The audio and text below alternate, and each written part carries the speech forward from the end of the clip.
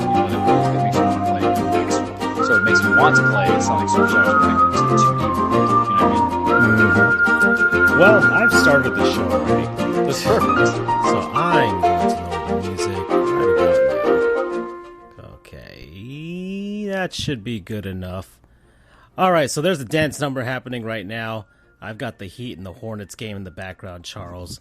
And yeah, this is Sports Goofs number 185. I'm Francisco, joined by my good buddy Charles here.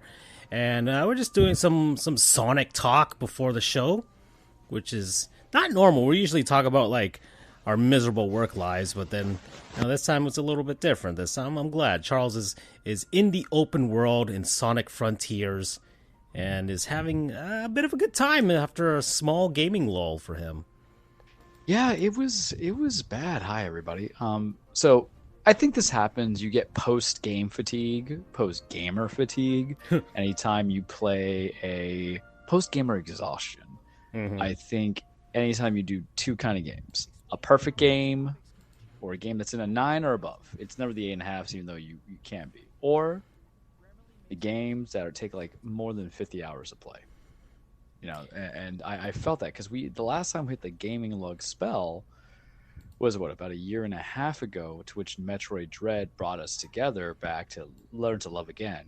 Whereas I think I was stuck on my gaming lull because I had played for Horizon Forbidden West, which was like 70 hours of my life. However, even though I'm looking at my score sheet, I gave it an 8.5 then. I think the big debate could be a 7.5. My buddy Ross and I talk about it, and he's not wrong. You're getting staticky there, Charles. Oh, can you hear me now? I can hear you, but there's like a Am I still there. Staticky? Yeah, just a bit there. Don't worry, soon. When's the new one coming in?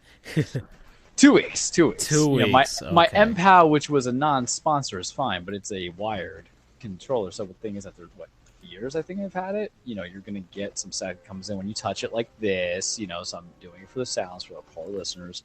But we hit the gamer exhaustion, and we played Spider-Man, and we hit that lull a little bit. We hit that same lull, I feel, when we did Zelda, because I had COVID when Zelda came on, in that sense, but still, all the same logic. I feel. So you need it. The NBA is really trying to make this in-season tournament a thing, huh? Yeah, and we're just ignoring it properly. We're like, we don't care. I mean, there is some stuff I care about what's happening in the NBA, and we are a sports show, and we might talk about it. So you're going to get like eloquent. No, I'm losing you again. Can you hear me now? No, you're getting further away now. How is this? Now it's good. Now we're nothing we're really right. happening except I just turned the wire left to right. 2 more weeks, guys, because let me finish the gamer exhaustion, and we're going to talk about Charlesism in a second.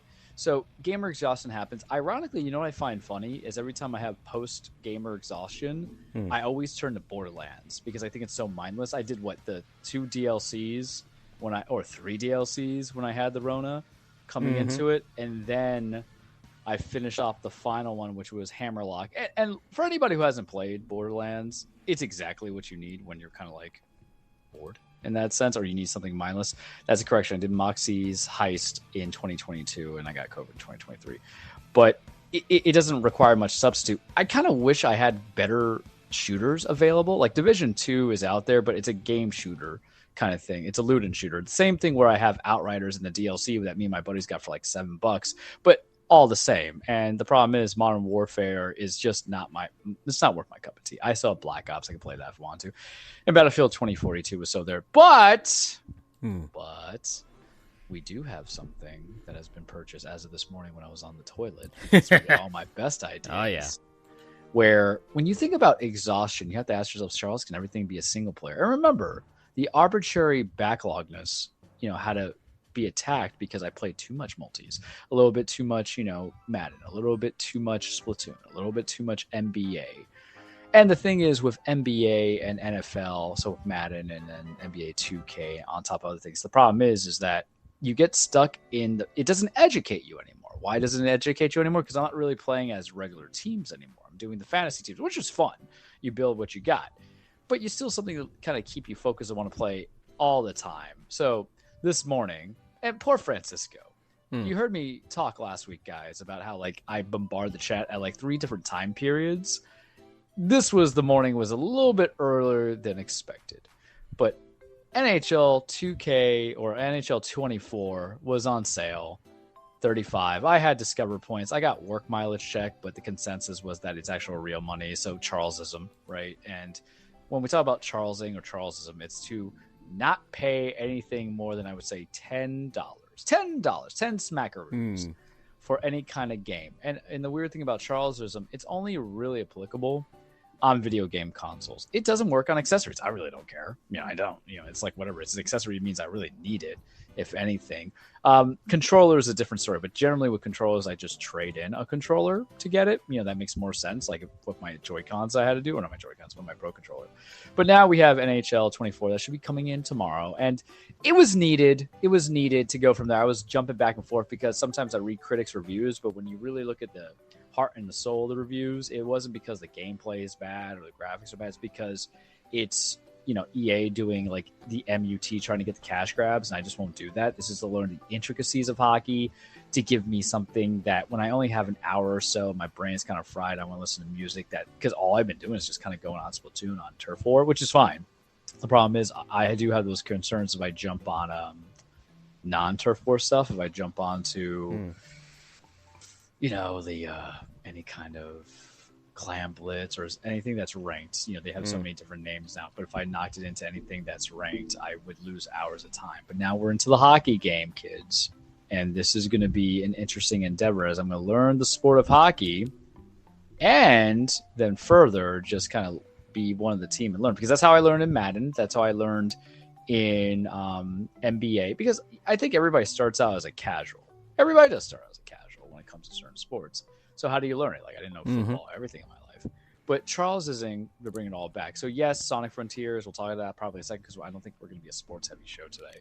But I don't know. I've got some ideas. Depending on bait, yeah, that's good. I can go with it. Charlesing doesn't go with accessories, but I'm trying to hold out for Black Friday because I am looking at the Arctis Steel Series 7P for the PS5 and laptop. So it'll be good for the podcast. And when I don't want to have the television on too loud or I want to immerse myself in sound, I'll do it for the show. It's wireless. I think I'll keep the MPALs. I'm not going to throw them away by any means. I'm not going to do that. I'm not a fool. But you have to kind of gravitate. So Charlesism doesn't really apply to accessories, because why? Accessories don't really go on sale a lot, whether it be a camera or a video grab thing for when you're playing games. I don't know what they're called these days. Streamers is what I call it. Or even like audios and microphones. Francisco might want to do it, and that's understandable. For me, it's more of like a necessary evil, and because I view it as that, I'm never going to rely. I would say if I want one now. And they've had other ones on sale, like the 9X. But the thing is, man, I really just kind of the battery life. This one that I'm looking at, even though it's like 160, and yes, it is kind of expensive, but you're paying for the sound. You're paying for it's going to do 3D spatial immersion, which is what the Pulse Audio, which the PlayStation 5 like kind of tries to pride itself on. And the reason why I just didn't go with that, I could have gone with the Sony headsets that they have for the Pulse 3D, is because I've had two friends who like gave it negative reviews. So I'm like, I do take, it's like how you would buy a car. That's how I view these things. You're never going to get a discount on a car. You never do. Anytime you go car shopping, folks, and they say, oh, these great deals, it's not. You gotta be careful. Those in-service fees. That's why being a lawyer matters so much. I'm like, where's the hidden fees? Show it to me. And you just intimidate them. And what you'll find is that some of these car salesmen would just be bagging groceries if it wasn't for who they were employed by. But these ones also have like 38 hours of battery life. And I think that's rather impressive to pay $50 more than what was in the Steel Series 9X or even in the Pulse 3D Audio, where I read the battery charge was low. I'm about battery charge. I use my Jabra Elite headset, 75 Elite, all the time. It was my non-sponsor of the year about 3 years ago, and they still go good, man. Like, battery life matters a lot with headsets instead of controllers. Like, because I guess there's always charge and play. I'm trying to eliminate the wireless for the headsets because, I got a gaming chair and stuff like that. So I think it's worth it for almost 40 hours of gameplay play. And so we're going to look 2 weeks from now, and we're going to see where Black Friday takes us. And even if it's just $20 less, it's $20 less. But you know what's funny, man? I will not for the life of me use the Best Buy gift card. I won't use the GameStop gift card. I'll just rather do a credit card and get points on it. I rather there's an ultimate plan for next year for the GameStop gift card. Yeah, I'm gonna put them out of business because it's either legitimately I'm gonna get that Switch 2 for like, $2 or nothing, or I'm just going to use it in all first-party games that come out. It really just depends. And the idea, I'm still at that time like, am I end up keeping my Switch or not? And that's why I need Nintendo to really get off their ass. But because it comes down to, it's just an accessory, and it's fine. It's the same way of just getting car tires. You don't get deals on car tires, guys. It's all a legitimate lie. You know, you can shop elsewhere and get cheaper, like my current headset, that, which is fine. When I paid like $25 for the MPOW, and that's fine. 3 years we've been using this, or 4. It's done its job, but sometimes you have to upgrade, and that's how I view it. What is your thoughts on savings and accessorizations, and would you do that for gift cards? We're prepping people because, you know, next week is the Black Friday Thanksgiving Goof spectacle. Dios de Pavo Part 2, I think we would have to title it. Which I love that's our running thing now, because I have complaints about Thanksgiving that to quote Matthew Judon, you know, we ain't got time for it. Yeah, I mean, we're not there just yet, but I mean, I don't exactly buy a ton of accessories anymore. More the thing that I do mostly now is just customize my stuff. Yeah, that's you know, with the extreme rate, right? The non-sponsorship. I mean, it took me a while just to finally bite on buying a new Xbox controller. And I had to throw that at you. Yeah, and you threw it at me. It was like, okay, $40. All right, I can bite. That's a good deal for a third-party controller. Yeah. And then, all right, well, I still wanted some flash to it, and I accessorized by customizing. So that is the way that I do it. I did the same thing for my Switch Joy-Cons. So I've got 2 sets of those for whenever they run out of batteries and stuff like that. And even then, I got them a long time ago until last year when I just started customizing things like crazy. And gaming PC, I mean, I haven't switched from the original keyboard and mouse that I've had since I bought it. Well, I think you're a nerd if you do that. Sorry, kids, but you know. I mean, mine has the keyboard's nothing special. The mouse has like all the buttons and stuff for that, but even then, I just use the actual controller because I'm not that deep with the gaming PC stuff or the FPS stuff. And I would imagine I would do that whenever because eventually I'll get a PC. You know, it's just I live in a little hut, so you know, we just can't do it all the time. But as I tell people, it's like, I don't need the fancy keyboard and stuff like that or the mouse. You know, I just need something that's. If anything, I would probably. You're gonna laugh. I would spend more money on the mouse pad to make sure that you know the car. Years of lifting weight is gonna get back at me. It already has. I've got one of the long ones. I love that. That spreads out pretty. It's not one of those smaller ones, and it lights up too. It's got LED lights and everything like that because why not? Yeah, well, yeah, sure. LEDs are cool. It would be like you have to make it somewhat kind of fun, like your own man cave, as they say. Yeah, and then as far as everything else, and I mean, just have the retro stuff. But even then, I don't buy a ton of accessories for that. So you're kind of like me. You just get what you get, and that's it. Yeah, essentially, I don't want to spend a ton of money getting something that I already have. Like the people who trade in Nintendo Switches and stuff, or buy multiple Nintendo Switches just because, this one's the Tears of the Kingdom one, it's the Smash one. I can't do that. Oh man, I was looking so hard at the Spider-Man one, and I think even when we were talking about the Pro controller when they had the Tears of the Kingdom, objectively, why am I going to pay $10 more? I like the one from Skyward Sword when they had the Skyward Sword Zelda controllers. I'm like, that looks pretty slick. I like that color with the symbols and all that stuff. It was blue and gold. But they charge you extra. They do, and I was just like, do I really need this when I already have 2 pairs of Joy-Cons? I really didn't see the point of doing so after having already bought my stuff. So as far as accessories, I do want to get a headset. I do want, I want to get some gaming earbuds or wired. And I'll find them. Because I can't do the ones that go over the ears because my ears get hot. Well, I'll get the inserts for you. Yeah, and the Xbox controller still has the 3.5 millimeter jack that you can just stick any sort of wired earbuds or whatever inside. That's the problem with certain Sony stuff, because it's Sony. I don't think everything's proprietary. I can't use the Jabras on there for whatever reason, and it's ridiculous because it doesn't it recognizes Bluetooth on their terms, meaning PS4 controllers or elsewhere. So I rather just go with the other one because they have a USB-C dongle and you could just attach it into the port.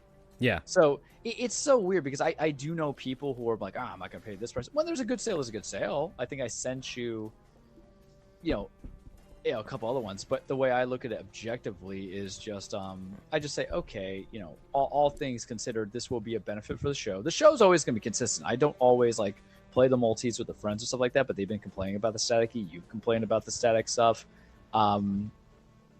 And I know what you guys are saying. Well, Charles, if your headsets, it goes back to the fact that Sony and they all do it.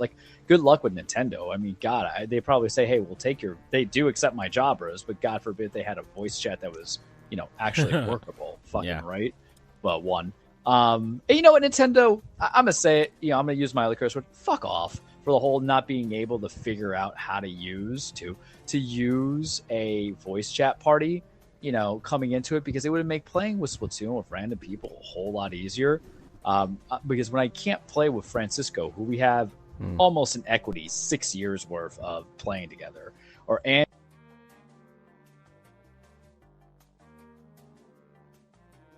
to read the chats, really, man. And we're not aggressive, and I can. Part of it is they want to be safe, but that was Nintendo from years ago. Now they legitimately don't care; they're just going to make their cash and go from it. But please get your shit together.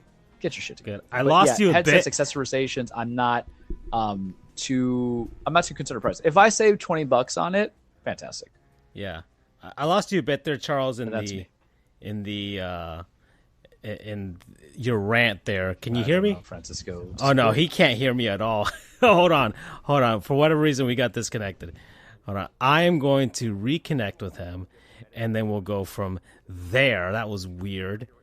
He popped in, he popped out, and then now we're back. Hey, Charles, can you hear me now? Yeah, I can hear you now. I could hear you, but you couldn't hear me, and we were just kind of speaking to each other in our own voids. Yeah. That everybody could listen to. Yeah, it was just stuck with the man in the mirror. But that's my thoughts. But accessorizations are important for gaming. Moms and dads and aunts and uncles who are just listening and wondering, it is very important for gaming. We encourage it. Proper headsets make the world go around. I have a 16-year-old nephew, and if I was more rich, I would probably buy him the good ones, just so he can either A, play video games, or B, listen to better porn. Just saying, we know what happens when you're 16, guys. This ain't Playboy world anymore. That's why you get the wireless, so you don't yank it while you're yanking it. You don't yank out the wireless. I don't know if you're watching this, Charles, but I've got in the background now the Hornets setting stuff up. Yeah, well, we're getting the feed from the arena, so we're watching all the in-between stuff instead of commercials. So this is actually quite an interesting way to watch a game.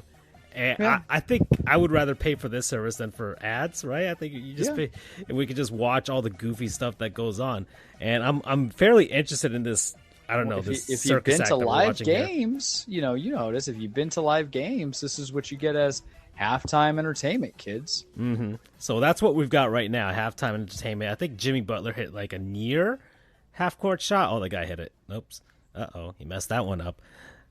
So, I don't know what the score is. Does it really matter? It's the in-season tournament. The Heat have won 5 matters. in a row, right? They're 6-4. Do you want? I'm just gonna transition it. Why it matters? Paymaker 2023. We've talked about this, man. We've talked about this. Anything that shows that we can still be consistently good, even with Tyler Hero, the bargaining chip being gone, we're still the best coached, the best. I won't say best depth because that's a lie, but the best disciplined for the momentarily. You can't do it. The Blazers are atrocious right now. Not atrocious, but they're bad. Dame's been hurt a little bit. Not that I want it to happen to Dame, but if I can't have you, no one else can mentality coming in. Mm-hmm. So, it matters about pride. And I know pride goes before the fall. Listen, we don't need to get biblical up in here.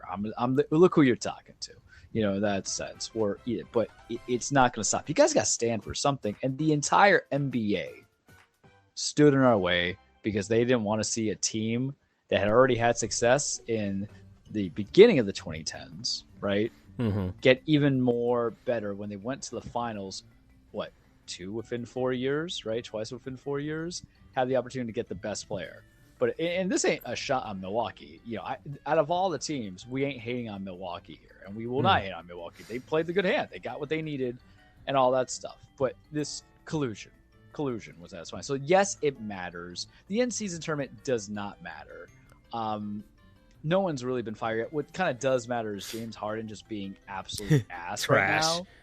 And that whole team is not comparatively good because there's no way you can structure it together. And for some reason, hindsight's 2020, right? And we're like, oh, it's James Harden. But everybody needs to work on a different level. And for Harden to be effective, and it would have been nice, was if he was probably coming off the bench. Because everybody on that team is a primary ball handler, regardless if you want to say differently. Kawhi, as we know from his time in Toronto, is a primary ball handler. Paul George, even though he can go 3 for 16 these days, is a primary ball handler. Russ is a primary ball handler. So what are we doing here? Let me see. I haven't been down the NBA road lately. Well, let's start it. Yeah, why not? Let's actually talk about some actual sports here, right? Yeah. Let's start from the bottom and work our way to the top. Actually, let's start with the Western Conference because I really don't know what's going on when it comes to Western teams. I know what's happening in the East. The West, I don't, except for Jokic. So let's see the Memphis Grizzlies, because we're 10 games in, so that's a nice little. Okay, we can see where some teams are at just a little bit. Even though eighth of the season is done. Yeah.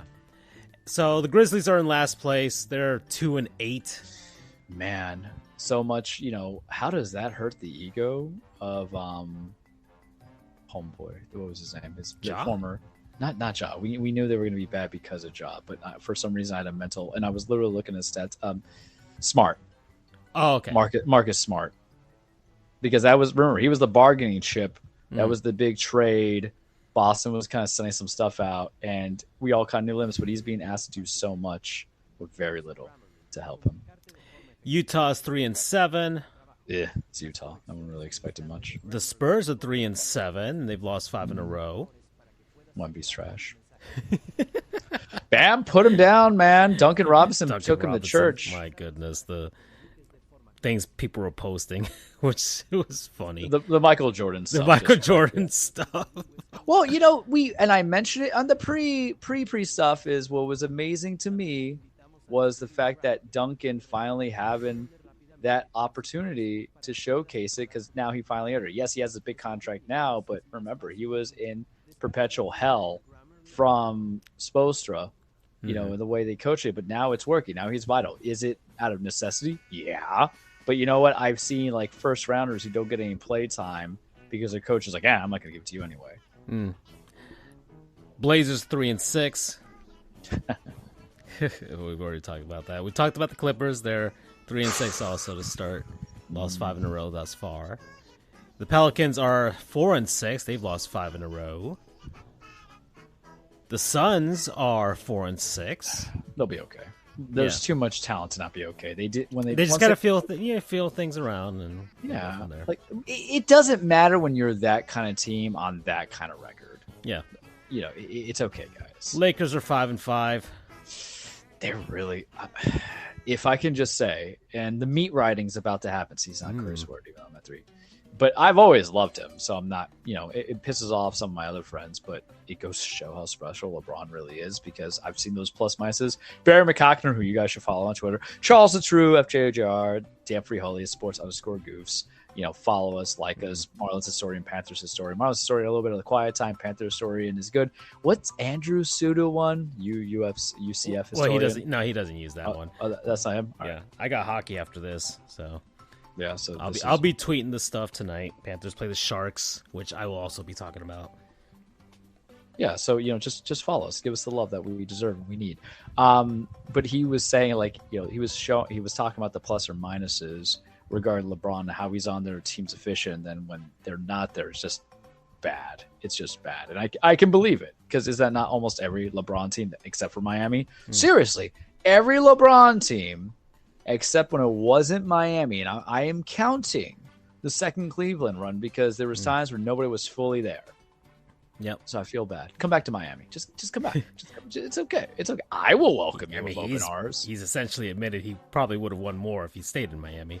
Well, he was a young boy at that time. He was just hitting them 30s or about to hit them 30s. And I got to say, the Pat Riley, Eric Spoelstra mindset is better for guys who are closer to their 30s than young boys. It really is true. It really is true. The kind of buy-in mentality and everything, and also just dealing with coaching. All right. The Warriors 6-5. They'll be okay. The Sacramento Kings are 5-4. 1-3 in a row thus far. Can I talk the stuff now? Great season last season. Light the beam, Charles. Is it? I don't know, guys, if it's a great season last season, or is it the proverbial this happens every time Mike Brown has a team for 1 year and then it just goes to hell? Is he George Carling it? Because he's their current coach, I believe. It's 5-4. I don't really think that they've won 3 in a row. I think they'll be fine, Charles. It's a very young team. Someone has to make bold predictions. Okay, alrighty. The OKC's 6-4. I can't name anybody. I can name the big ones. Shai. And then Dort, because Dort was around in the beginning. Chet hasn't done anything. And it goes back to, I hate this thing about he's a rookie. He was the number 2 or 3 pick in the draft. He got hurt and he played 2 games. He's not a rookie per se. The guy is him and Wembanyama. It's literally like Slender Man, 1 and 2 just going against each other. Well, they're playing tonight right now against Jesus each other. God. It's right now 36-33 at the moment between them and San Antonio.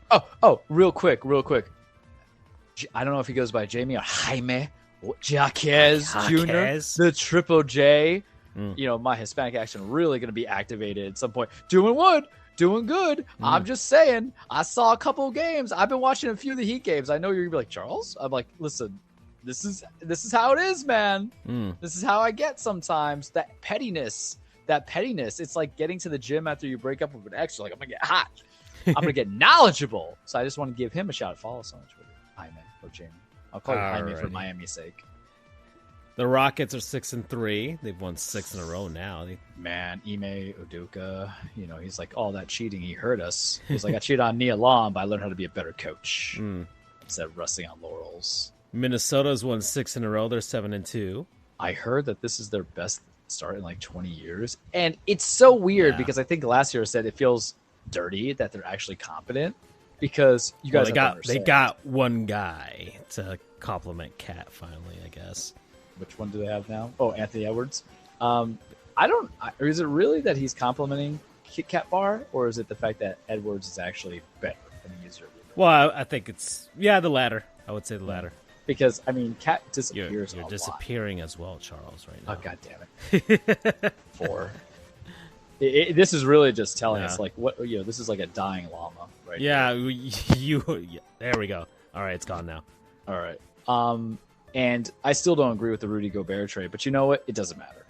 As long as we have to just accept the fact that people just get overpaid, despite what their actual utilities are. Who am I to be like, I'm nobody. I'm like, just do that. It's fine.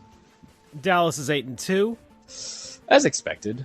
This is year 2. Kyrie's fully on the full play of it. I legitimately forgot who. Oh, is it still Jason Kidd who's their coach? It is. It is. Good luck on that.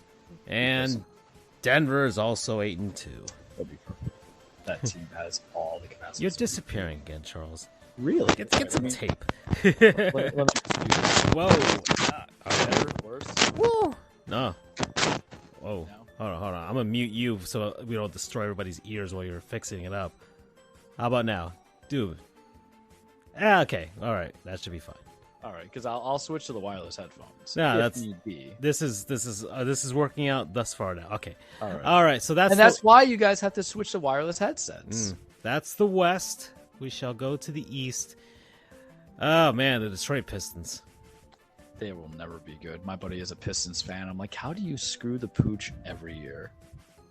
Jaden Ivey's not doing it. They're, the Asur Thompson guy. I don't know. They got so many draft picks and they just didn't do it. And then Cade Williams, balls is what I'll say. Balls. The Jordan Poole and his Washington Wizards. Oh, I absolutely love it. I love it. I love it. And not even because I'm a Jordan Poole hater. I love the guy who gets better because there's a beautiful woman around. I will always love that Jessica Alba meme. I will never hate it. But it's on Golden State for giving him that big contract, but they were in that weird fluctuation where, like, we don't know legitimately if Klay is going to come back. We don't know, with Steph because he gets hurt. What are we going to find as a healthy balance? Let's just pay him. And then they were able to switch off. And for Washington, it's in a peak because that's a badly run organization. After almost a decade of some competency between Beal and Wall, they're like, all right, we're just going to work with this and see where it takes us and see if they compensate. Like, Jordan Poole should be fine. And it's just not there. But good on you, fella. Get your cash. Charlotte 3-6. They will never be good. They will never be good. Like, seriously, man. Do they still have Steve Clifford? Because remember, they rehired him. I think so. The game is literally on in the background for us. Well, because they fired Baraggio, and then I think PJ Atkinson didn't want. We know stuff here, guys. It's amazing. And then PJ Atkinson didn't want to accept the job when they saw the crap show that was happening there. But it's a poverty franchise. It's still him because I was watching. I'm like, yeah, that looked like him. While we were playing the game. Poverty franchise. All right, the Chicago Bulls are 4-7. Billy's getting fired, as it should be at this point. All right, the Cleveland Cavaliers are 4-6. Suck a little bit more. Give us that Donovan Mitchell. Demand the trade. All right, the Raptors are 5-5. I don't know if Pascal Siakam's good or not, but it's just one of those things where you always want to, oh, wow, my speed just raised to 21. Hell yeah. Playing Sonic in the background, kids. We're just kind of screw around on the map. But you want to see where it legitimately takes you with him. Because they have OJ Anunoby and a few other ones, so we're interested. We're interested if you want to do a fire sale. The Knicks are 5-5.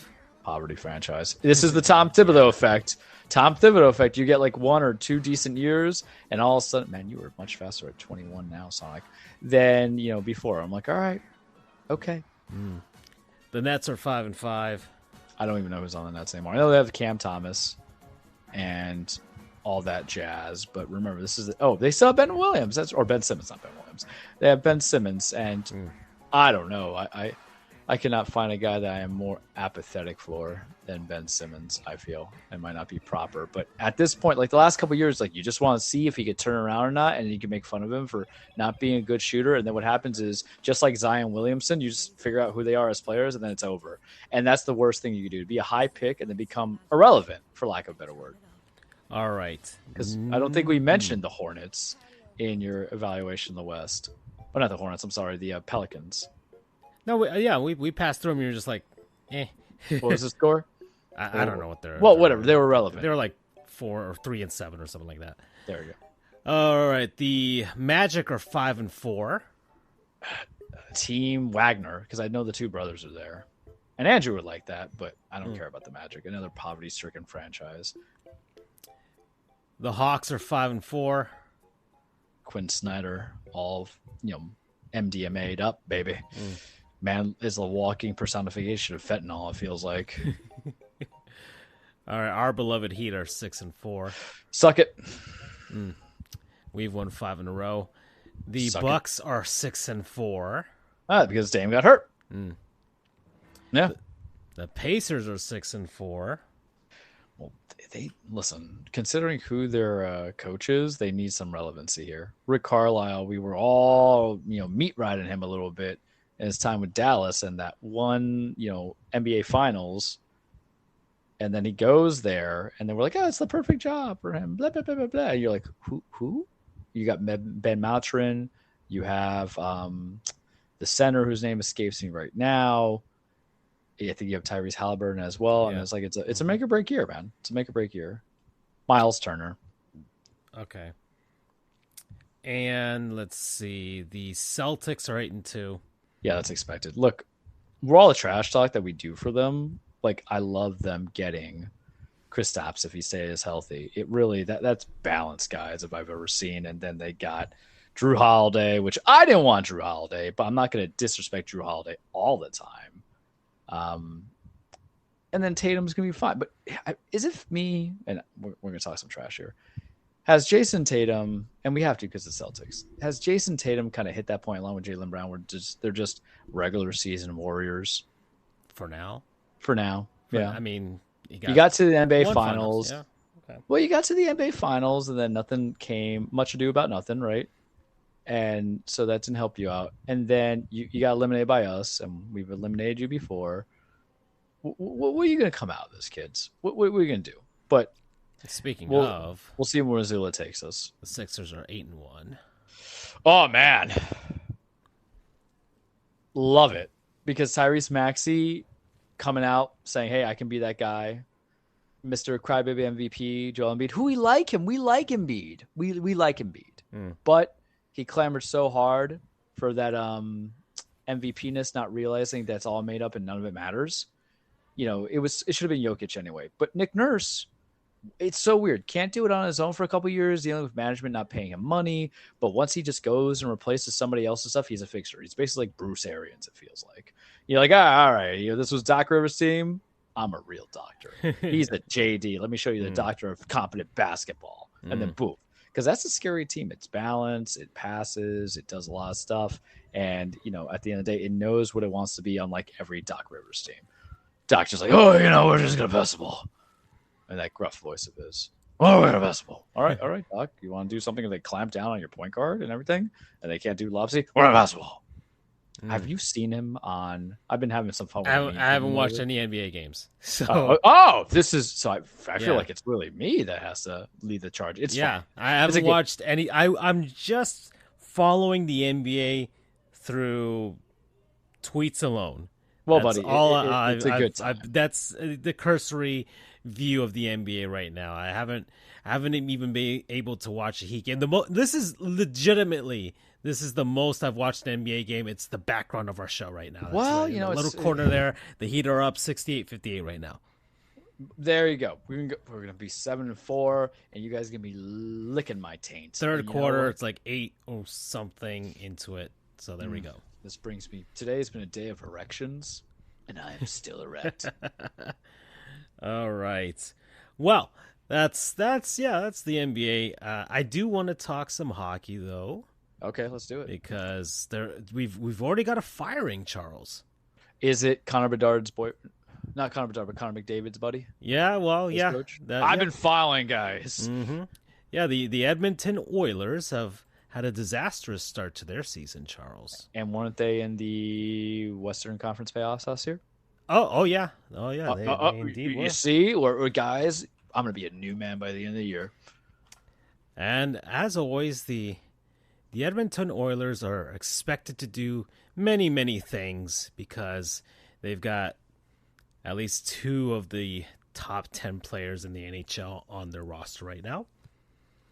And yeah, it was a disastrous season to start. They're 4-9-1 now. So they're 2-0 since the firing of Jay Woodcroft, their head coach. And well, the straw that broke the camel's back was really the fact that they lost to the San Jose Sharks, who are ass. Correct. The Sharks are historically awful right now, Charles. Which means that they'll defeat the Florida Panthers. They'll defeat the Florida Panthers tonight. Watch. Everybody has one, man. I know, and I feel like the Panthers will find a way to. We've got our backup goalie in tonight, Stolarz. But yeah, the Sharks are terrible. They've only scored. They have an average of 1 goal per game right now. They played their first 9 games and only scored 9 goals. So how does that happen when you're going that deep into the playoffs? There are individual players who have more goals than the Sharks have as a team. Is there injury related, or is it just we suck? Oh no, the Sharks are terrible. They are legitimate. This is the Shark Tank, Charles. Well, I'm speaking in regards to the Oilers. Oh, the Oilers is just because they've been underperforming. Okay, which happens a lot, really, it's not that they're injured. People speculated Connor McDavid's injured and is playing through something, but really the Oilers' problem is that they're underperforming. They're a good regular season team. Always have been. They just can't get it done in the playoffs, which means they're slightly better than the Angels in that regard. But the thing with the Oilers has always been their defense and their goaltending. That's always been the thing that they can't seem to figure out. Much like the Angels with their pitching. So there's a lot of parallels between them and the Edmonton Oilers, but yeah, it was nothing to do with the fact that their coach lost the room. None of that was the issue. It was just into a lull, and they said, "Hey, it's over." Yeah, usually sometimes this happens where the players legitimately like their coach and he hasn't lost the locker room, but management's just like, "Well, you guys suck, and we can't fire you guys, but we can fire the guy that you like and see if that'll help." Wasn't that what happened to Kevin Owens' favorite hockey manager? Well, the Bruce Boudreau situation with the Canucks last year was different. Okay, that was more. Gosh, man, that was just awful. That was just an awful way to treat your coach with a team that was injured to hell, young, even though they've had a good start to this season now. But it was just an awful situation. I know. I can't compare it to this one. Okay. See, we're asking the real questions, guys. And I have a follow-up when we're done with the NHL. We're going to keep the NHL because there's a question related to NHL 23 or 24. But continue. So, yeah. Well, the Oilers have essentially woken up. We'll see. We'll see how long this lasts. But, I mean, it happens a lot in hockey where coaches get fired this early into the season. And sometimes it works out beautifully. Sometimes they will legitimately win the Stanley Cup afterwards. It happened to the Penguins. Penguins did the same thing, and they hired Mike Sullivan to take over, and suddenly they win back-to-back Stanley Cups, and it's like, oh, okay. Coaching is kind of weird in the NHL in that way. It's more player-based reliance. Yeah, I mean... Well, we've seen it with basketball like that, too, you know the thing about Shoresy, Charles? Yeah. The one thing that I believe like a lot of stuff is exaggerated with all this stuff, and there's, I mean, but one of the things with Shoresy that they do legitimately capture in a way, even in an exaggerated form, is how emotional hockey can be. When he's always crying. For everybody, really. Especially like Shoresy. Players in hockey seem to feed off of emotion more than anything else. And so you can have all the systems, you can have all the ways that you can practice and everything like that, design plays and what have you. And the game is based on variance with just legitimately puck luck, which the Oilers had as well. They had bad puck luck to start the season as well, whereas just things were not bouncing their way. And eventually you would hope that things would balance themselves out for that team. But players go on emotion. And if they like their coach, they'll play hard for him, and that's what will drive them through everything, right?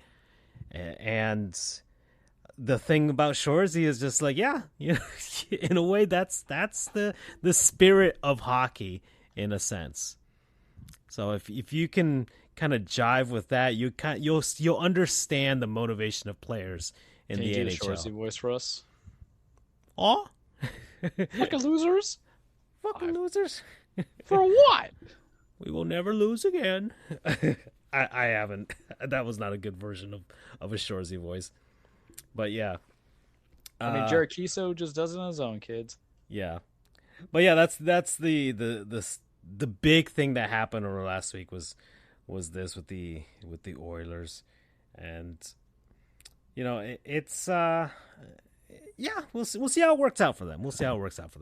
I can keep going here. The Calgary Flames are also kind of awful. They're 4-8-2. Jonathan Huberdeau is completely broken as a player now. Well, yeah. Sorry, Andrew. We don't want to rub it in your face, but you were. The thing is, you might think, oh, Andrew was just kidding, Charles. No, no. Andrew was dead serious when he says that. Matthew Kachuk, which I said it properly. I think I almost know how to spell his name right now. Was a worse trade than Huberdeau. Lo and behold, Huberdeau is injured to hell. Yeah, and well, it wasn't that he was injured. It's just now Huberdeau is not injured at all. He's old. No, he's just bad. He's bad now. He's a bad hockey player. It's sad to watch. He was benched for an entire third period, Charles. Is that a fault of the team that got him, or or just their coaching? Last year, it seemed like it was the fault of coaching. Okay. That in the last year, the head coach was, oh man, I'm losing it now, man. Oh, Daryl Sutter, who won 2 cups with Stanley with the Los Angeles Kings, and he, for whatever reason, the Flames hired him, but hiring him is hiring a very old coach who has a very old philosophy to hockey. Mm-hmm. This is not a run and gun style offense if you're playing for Daryl Sutter. It's more about grinding and defense and everything like that. They want to win 1-score games instead of winning by 50. Essentially, yeah. And that's how those Kings teams won. They were just great defensively and had great goaltending. But the Flames were not built that way. And Jonathan Huberdeau is definitely not built that way because he's not a great defensive player. He's always been great on offense and had the NHL record for points in a season for a right winger with the Panthers.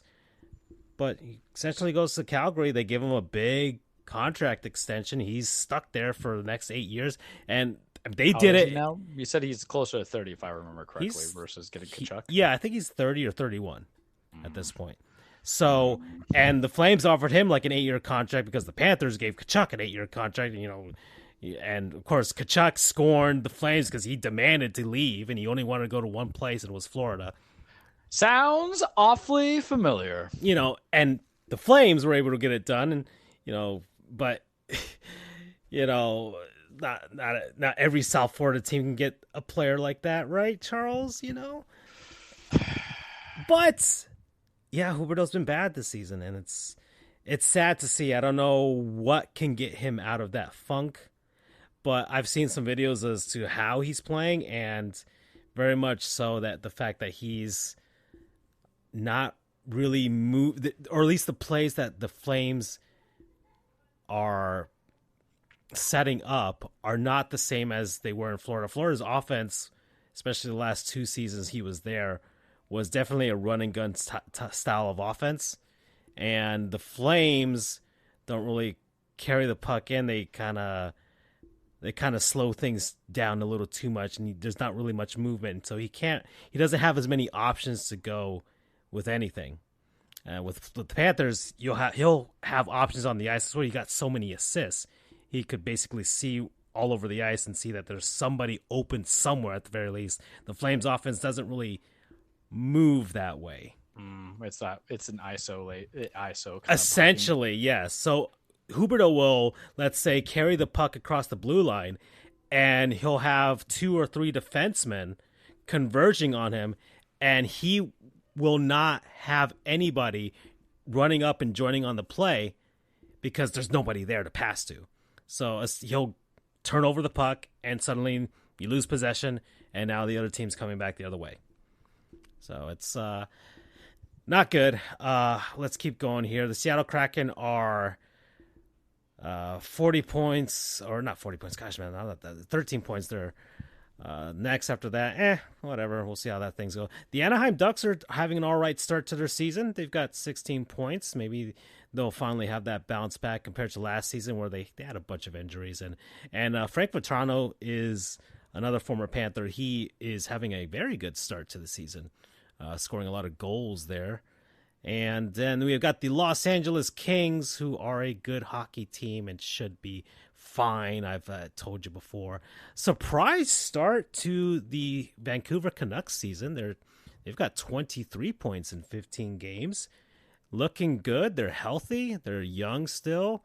And I guess maybe an actual direction for this franchise and not have, not making coaches cry is helping them out. So, do you think Vancouver hates the fact that they can't have a player like Kachuk who goes the Canuck Kachuk? It'd just be so good. Yeah, well, they maybe depends. We'll see what happens in Ottawa with Brady because Matthews not going nowhere. And then the Golden Knights are always good, and they're 25 points. And side note, Yaquez has 8 points. Just saying. All right. Remember, I jumped off the Tyler. I jumped back onto. I didn't even get onto the bandwagon. I just supported Tyler. I got off on this whole crazy train Milwaukee and trading everybody. So that's the Pacific Division. The Central Division, the Predators are not good. Not good to start the season. It's just garbage. Yeah, I guess last season's kind of last gasp to try and make the playoffs was just the players playing over their heads, and now it's pretty much they're in a transition. You got Barry Trotz. He's got to rebuild this team somehow, and I guess this is his first year to see kind of what they've got and what they can do to move forward from here. The Chicago Blackhawks are not doing well to start the season with 10 points, but they have definitely hit on Connor Bedard. Andrew's tirade in the group chats. We just need him to get onto the show on this. Came out of a massive flurry of jealousy because Connor Bedard was picking apart the Tampa Bay Lightning. How are they? I might have missed out on it. We'll get to it. Okay, good. But Bedard did that, and then the Hawks come down to Sunrise, and Bedard scores 2 goals in the Panthers, which I was like, this kid's the real deal. No, your reaction was like, you know what? Yeah, it is rigged. Yeah, but the kid's the real deal. I was howling. The dude is the real deal. He is very, very good. A defensive liability for now, but he is offensively incredibly gifted. The 2 goals that he got, picking apart Kevin Stenlund and just absolutely putting it past Bob, and then the other one was just a snipe. He's just too. I don't even know how he got it in that from that angle, but he did. And then Dmitry Kulikov put him on his ass. I don't know if you saw that. No, but basically smashed his face into the boards, which gave the Panthers power play and everything like that. Eventually turned the tides of the game. The Panthers won, but the dude's real. The dude is real. Connor Bedard is really, really good at hockey. And yeah. All right, the Minnesota Wild. Man, I really don't really pay much attention to Minnesota. West Coast is tough, man. I know, but they're not starting off well. And yeah, that's kind of one of the things that the Arizona Coyotes have had a somewhat okay start to the season. The Coyotes that are perpetually sucking? Well, they are perpetually sucking, perpetually don't have a home. I'm going to learn these teams' names, guys. I'm going to know their players. I'm so into it right now. But they've got 15 points to start the season. They're always, of course, trade fodder for now. Mm-hmm. Some guys may be playing over their heads. Nick Bjugstad, who was another former Panther, maybe he could be available at the trade deadline at some point. The Coyotes don't keep this up. But I do want them to keep it up because I would love to see a playoff game at that very tiny arena that they've got at Arizona State. Just to see it. I would love to see the prices for that because aren't they supposed to be doing something with the Phoenix Suns, or were they just borrowing? No, that I don't know. I don't know what's the plan for now. They were supposed to build something in Tempe with as their own thing, and then I'm not sure, but maybe something with the Suns. I'm not sure either because the Suns kind of want to do their own thing and have their own control of the arena. Sarver's gonna be gone. I think. Didn't they just sell it? Yeah, they just sold it, or they sold him off. Yeah, they just sold the team, but I don't think the new ownership wants to share an arena with anybody. Sure, anyways, the St. Louis Blues are 15 points. Haven't really been paying attention to them. Winnipeg's doing all right. They've got 16 points. They were kind of starting off bad, but it was just like, okay. It was just like the first a week and a half, and then they brought it back. And then the Colorado Avalanche are, they're good. They got 18 points, 14 games. And the Dallas Stars are also good. 21 points, 14 games. As expected, they should be good. So that's the West. The Eastern Conference, so the Metro. The Columbus Blue Jackets are terrible, and they should be. Okay. Fuck you, Canada. Not as terrible as San Jose. Not a historically terrible team, but still a bad team. They've lost 5 in a row. And, yeah. The New York Islanders are starting off slow. They've lost 5 in a row. Don't know what's going on with them. The goaltending is kind of suspect right now, and people don't know why. It was pretty good last season. The Pittsburgh Penguins are 14 points in 13 games. They've won 4 in a row now, so they might finally be hitting their stride. But they started off kind of slow, and I think it's just that might just be chemistry issues just to start, because they've got Carlson, they've got these faces. They kind of have to figure out how they're gonna do things. So I think that is more a chemistry thing. Once more, I feel like Pittsburgh should make the playoffs if all of those guys can stay healthy, and that was always the question. The Flyers are 15 points, 15 games. It's an all right start to the season for them, but they're not expected to keep that up. The Devils also 15 points in 13 games. People were concerned to start the season because, like, oh man, they're not winning, they're not scoring as much, but they should be. There's too much talent, especially with that offense, that they should be fine. The Washington Capitals, 16 points in 13 games. Another thing, I can kind of compare them to Pittsburgh. They're an older team, but if they stay healthy, they should be fine. Ovechkin's kind of slowed down a little bit to start the season, having a slow start. But, you know, he's like 38, so it's to be expected. And, you know, even if he plays relatively average, that's good enough for me, especially if he wants to beat Gretzky's record. But yeah, the Capitals are fine. The Hurricanes, the same thing. 18 points in 15 games.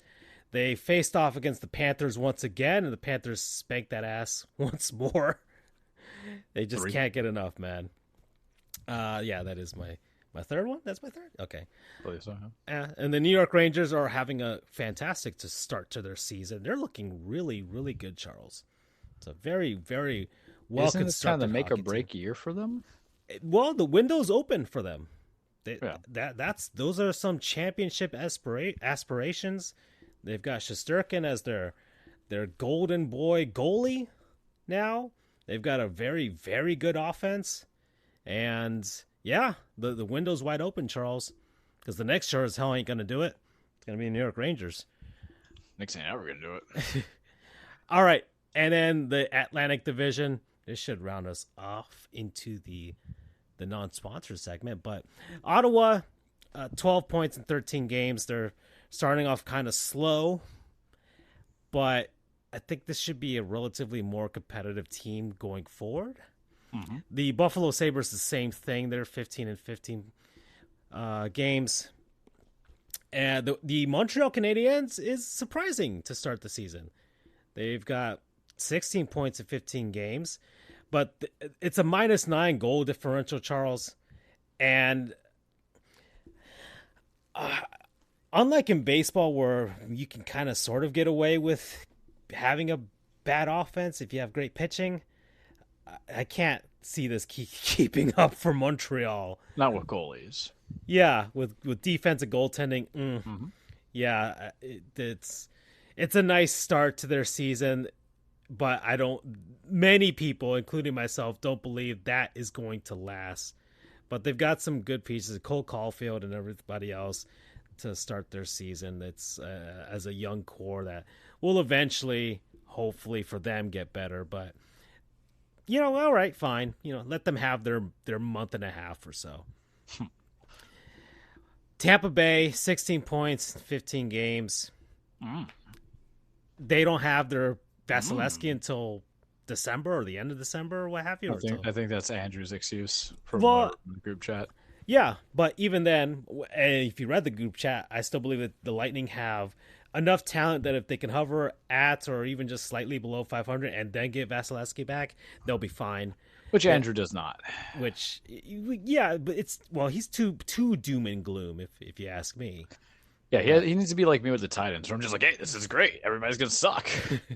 There's no expectations. Well, for me, I'm just looking at it objectively. I'm like, that's still a very talented group of skaters that they've got there. So if even average goaltending, if at best, what people need to understand can about get Andrew you over the top is that out of all his teams, he is, aside from UCF, and God knows I don't need to bring this up, but with the Lightning, it's that he got to enjoy a very peak era. And so there's great things about peak era. It's essentially my 96 on Yanks and then our Heat, when we come into it. But there's nothing worse than when it's over, when it's legitimately over, when it's done, when the trades start happening and the injuries occur and everybody's old. Yeah, salary cap is crunching you. And it's like coming. That. Yeah. And I think it's already it's here. It's already here for the Lightning. And that's the thing. The doom and gloom is very preparatory. The Lightning you can never prepare for it. Yeah, the Lightning are in a window period where they could try and see if they can get that next gasp maybe of contention. Maybe they can go on a little bit of a run, maybe just depending on certain matchups and what have you. They've got the talent for it for sure. And if Vasilevsky comes back with half of the season still left, he'll be fresher than he normally has been in a playoff run, and he could win you some games. So there's a possibility. Yet, yes, the Lightning still have one more in them, right? Or they can. That's always a possibility, and that's why I was like, hey, all right, Vasilevsky's out, but the doom and gloom, I don't see it unless they have really terrible goaltending. But that's not really the case. They're a -1 goal differential just to start. That's fine. It's okay. Once again, the skating talent is too good, and average goaltending will get them enough to, once you get Vasilevsky, it's like, okay, now that'll shift you into at least one of those wild card spots but that you'll be battling with somebody. What makes it fun here, we talk about year Francisco, year Charles. It's our favorite thing to do, But year of Andrew has yet to hit because in the sporting world, it might have peaked to a degree. And peak, I haven't begun to peak. Anybody who's watched It's Always Sunny, just for those who are like, why is this man quoting some stuff? It's on a downturn for him for 3 teams that he supports. Yeah. Because it's on the downturn in Tampa. Yeah, the Rays are going to trade Glasnow or something. They're going to trade Glasnow, or they're just never going to cover to it. And we always make the joke about Tropicana getting needles. There's going to be a more full Trop for Royal Rumble. I'll be there. Than probably a playoff game for the Rays. And it's on the downturn too for UCF. I understand they just had a big win. I get that. They are not ready for the Big 12. Or what is Big 12 now? It's not Big 10 they're in, or are they in Big 10? Big 12. I think the 10 is like Ohio State and all those. Yeah, okay. Like that's the whole thing. Like they need to rechange it, go from big to mega. Just like we're the Mega 10, baby. But yeah, so this is not good for him. So I want to see what his mental psyche is when he really sees it all go to hell. He doesn't care about the Magic, which is understandable. I wouldn't care about the Magic either. But UCF, which is bread and butter, right? And then the Lightning, which has been his carry base. I'm right now, because I know he hasn't been on a show a long time, but he has not taken praise to the Jaguars, so I'm revoking his return back to the Jaguars, and now he's just pure neutral. He was riding the Tampa train, and, he didn't want to take his licks about being a bandwagon or whatever. I lived in Tampa, too. You don't see me jumping on again. They're like a secondary to me for whatever. But then back to Jacksonville. Now Jacksonville, when we get to the Petty train, you're going to find out why it's like about some stuff. So I feel bad, but we love live reactions, because the one thing you guys have to understand about humanity is we don't share in the same way with joys. We share in the same way with miseries. And you guys have heard my live reaction misery of AJ Brown getting traded. We have heard your post reactions of your teams getting farther than losing. Yeah. We were doing a show while the Panthers were losing the Stanley Cup Finals. Yeah. So now it's just Andrew's turn. It's fine. We had a little bit of it with the Rays lost to the Dodgers, but it wasn't. No one was stocking. It was 2020, whatever. Yeah. All right. The Red Wings are 18 points in 15 games. Nice start to their season as well. Maybe this is the actual jump that they're finally moving forward with the Yzer plan. Not sure, but it's a good start to the season. And okay.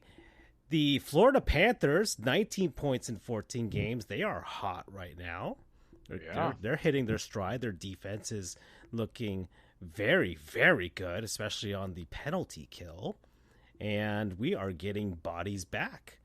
We got Sam Bennett back. We're probably getting Brandon Montour back, maybe in this road trip to California. And Aaron Ekblad might be within, at least by the end of December, at least, we hope. So the Panthers getting bodies back. The defense looking really, really good. Some all right to solid goaltending for Sergei Bobrovsky. And, they got great offense with Sam Reinhart not leading the league, but he's tops in the league right now, having a very, very hot start to the season. All right. And the Boston Bruins, 24 points in 14 games. Do it in the playoffs. Yeah. I think that is all of our mantras every time we do something. We say, do it in the playoffs, All right. But they're good. They're a very, very good hockey team. And how does that make Francisco? What? Because you should be in this position, right? If you were in the finals. The Panthers doing all right. Yeah, it's an okay spot for the Panthers. This is actually going better than I expected just to start the season. And yeah, I mean, it's fine by me. But so far, the Panthers have faced 3 of their Eastern Conference opponents from last playoff run, and they beat Toronto, they beat Carolina, and they lost in overtime to Boston. So that's all right to start as far as like a nice barometer of where they're at. Okay. All right. Well, Charles, we're at 1 hour and 7 minutes. Time for a word from our non-sponsors. I do have one thing I want to comment on for NHL for the hockey. Just think. Hockey. So I have a theory, and this is how we're going to learn the hockey, I think, because I think I could put it for the show, for a good portion where I'm going to take, and I want to hear your – oh, no, I take your insight onto this. You give me a team to play, and I can only play as that team per week. Oh, an NHL? Yeah. To best learn. To best learn the game of hockey? Well, not just learn the best game of hockey, but also it's part about knowing the rosters and the depthness and everything. That's how you learned. That's how I learned essentially, Madden when I was getting into I'll say this. The NFL. All right. As much as I don't want to suggest this team to you, we got to get starters. Well, it's almost going to be almost every one of them. I feel like I should because they are legitimately a good hockey team, and it's very well run. And it might be kind of corny as well, given where you're from, but I would say the New York Rangers. Fine, because the thing is, I know comparable information regarding the Panthers, and then the Rays, and then the Lightning, obviously. And, there might be some things about the Bruins, but the idea is that for as long as the duration of the show, unless I don't want to get bored, right, is I will take like teams that I don't know about, play as them, and then also play against whoever the computer gives me on. And it's not about creating a player. That's the thing. I don't want to create a franchise. I'm not going to create a full franchise of just one specific team. I'm not going to create a player and have imaginary franchise. I can give you two. An Eastern Conference team, the New York Rangers, a Western Conference team, the Dallas Stars. Okay, because it's coming in tomorrow. It didn't come in today because I literally had to think about it, the 11th hour thought process. But I think this is the best way to learn, because the last time I played NHL was NHL 2009, I think. And you're talking about, it was the dude, whoever the Minnesota Wild was, they had a guy on there, or I picked somebody from the Minnesota Wild. I don't remember. And I try to do the creative player kind of gig, and that's not the best way to learn. Yeah. We're trying to learn players' names, optics, coaches, different game plans. And it does work to a degree, Matt. It's not the most educational, but when I was getting into football when it was like 2004, 2005, you really built into it by learning what a cover 3 was alongside other things. If I get static, it's because I have to charge my laptop. 2 seconds. Yeah. But so I will go with the Rangers when it comes in, and then the other portion of my playthroughs. And mind you, this might get us like 6 or 7 games into it during a week, but this is like perfect because there's some times where I just can't play Sonic. I'm tired, or if I'm doing the show, right? So we might be able to get a division. So it's the Rangers, and who was the other team? What is Duncan Robinson doing? He's actually going to the rim. And he figured out being a small forward actually requires. He got a steal now. Here in the fourth quarter, 89-83, passed it off to Jaquez, who gets blocked, but they're calling a goaltending. if you notice, every Yeah. team or every player that was said to be getting traded is performing to their level, and that's what I love about it. Yeah. Okay. Anyways, let's see.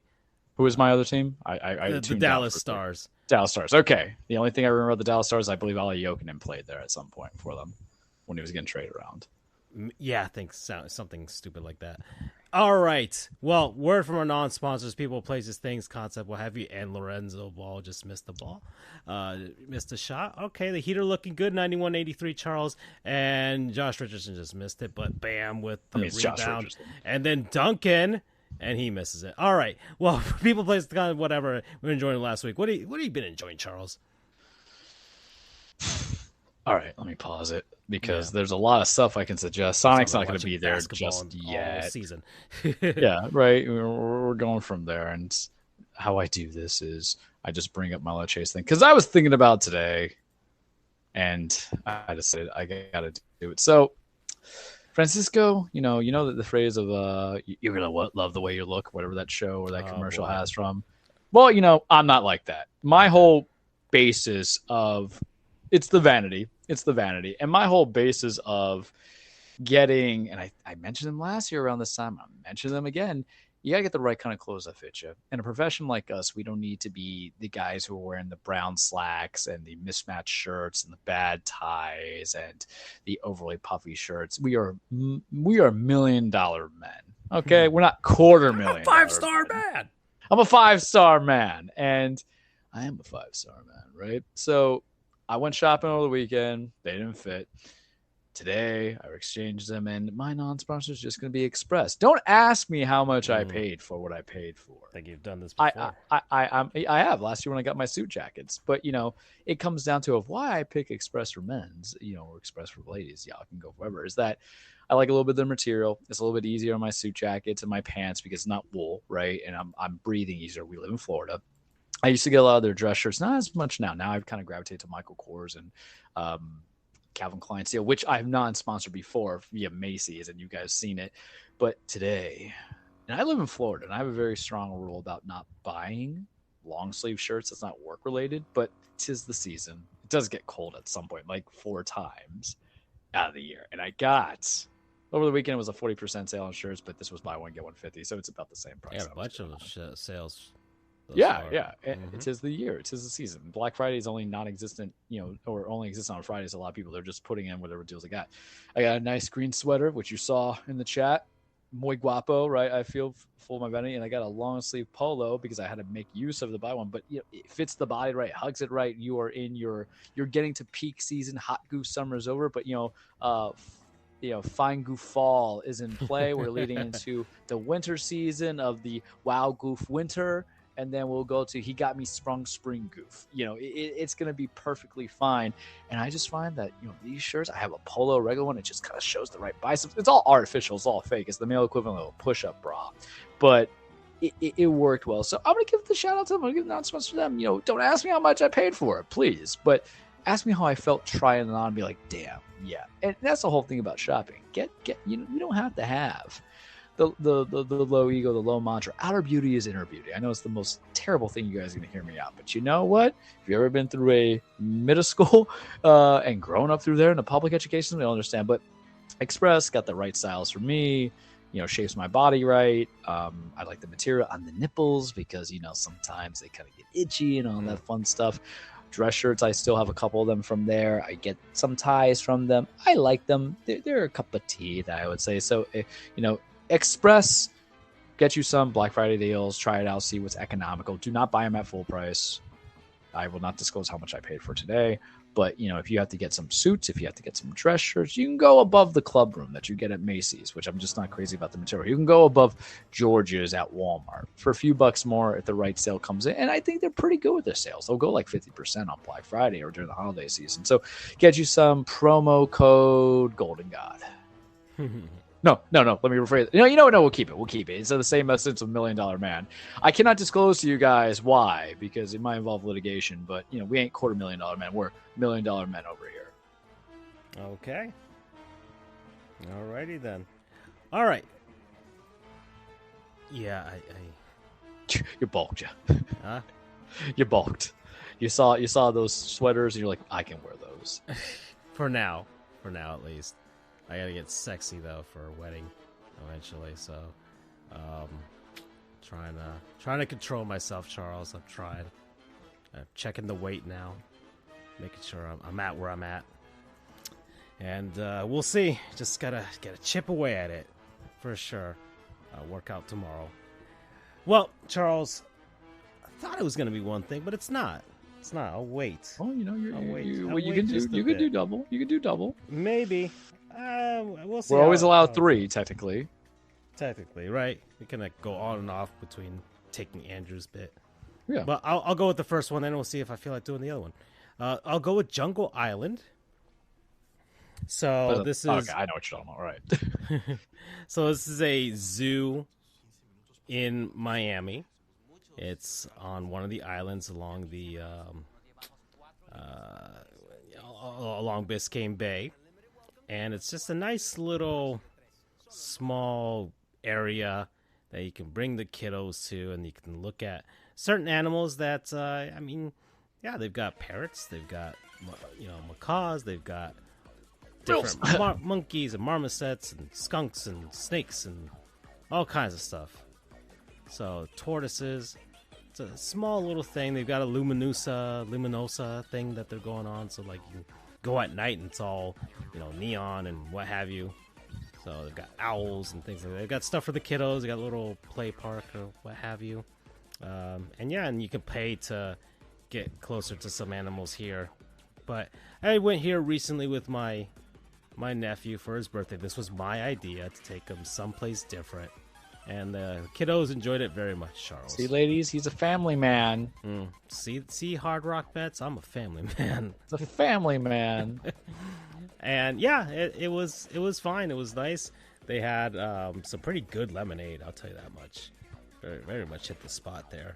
And they give you you can buy some pellets. You can feed some fish as well along the little makeshift river that they've got there. They've got some koi and stuff like that. So it's nice. It's nice, and it's in so much shade, Charles. Oh, thank you. Like Christ. it's not hot whatsoever. It's on the island, so yes, it can be humid, but they've got shade everywhere. There's foliage and plants and trees and artificial shade everywhere. So there's along the paths that they do have, there's nary a spot for the sunlight to just beam right through and bake you. So that was a really, really nice thing about this place. I would say in comparison to like other zoos out there where you're going to be toiling around and it's hot and all that stuff, especially down here in Florida. So that was the thing that surprised me the most. I think that's why I enjoyed this more than anything else. Because I was walking around, I was telling my mom, I'm like, hey, man, this place has got a ton of shade. She's like, yeah, it's great. I'm like, because they go to the Palm Beach Zoo all the time, Charles. Well, I remember when I went to the zoo in February, and I was like, yeah. shorts, shirts, and I'm like, guys, I'm freaking dying here, Yeah, but here, man, just shaded everywhere. It was great. Wonderfully, thoughtfully built in that sense. I think a lot of other zoos in South Florida or Florida in general, or just in general anywhere. That's why I just can't do Disney, man. Should take notes. Take notes on how you do the amount of shading there. So yeah, that's what I did. Whatever. An iguana licked something off my shoe for some weird reason. I don't know what was on there, but it was licking it. Promo code. What the hell was on my shoes? Okay. I guess I'll do the next one, Charles. Let's go. Let's get it out of the way. Because if it's not this week, it's next week. And I'm going to talk about it anyways. It's going to be Super Mario Brothers Wonder. Can you hear me, Charles? Did I lose you again? I think I lost him.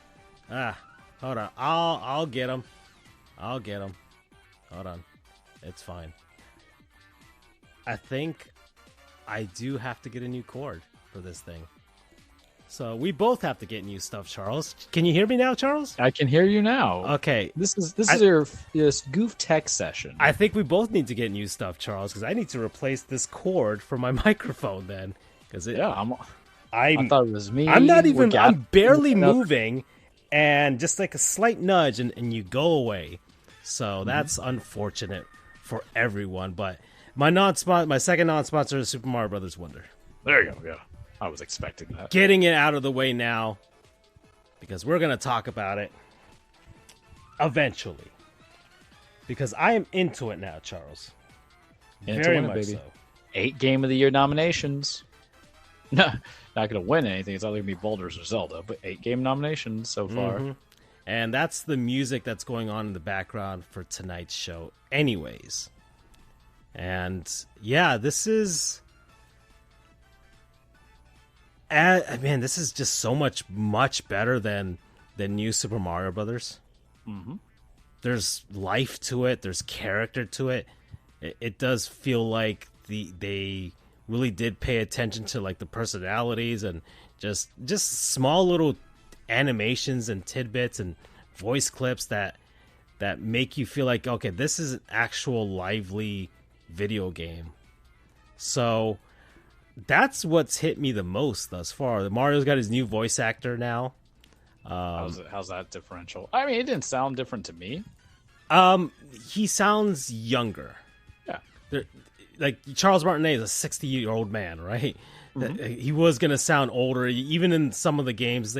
You could tell that they're reusing clips from like the GameCube era for some of the stuff that he probably can't hit the high notes much anymore. So the new guy does sound younger. There's just you can hear the youth in Mario's voice. And I've been pulling off the Mario voice ad nauseum during my playing thing. Mamma mia! And I showed you one of that clip of me beating one of the harder levels in the game. I was laughing, and I was legitimately with the Mario voice that I can do, and that was not an act. I was legitimately just so very happy that I got through it, and that's the beauty of this. Yes, there's the easier levels, and each level is marked with different stars. Just tell you how hard that level is. 5 stars are most difficult. 1 star is the easiest levels. So you don't have to play all the levels if you don't want to. What? Cowards in here? Yeah. There are some levels that you do have to play because that's the way the world is structured. There's different areas, much like in Super Mario World or Super Mario Brothers 3 or even New Super Mario Brothers. You go from one place to the other.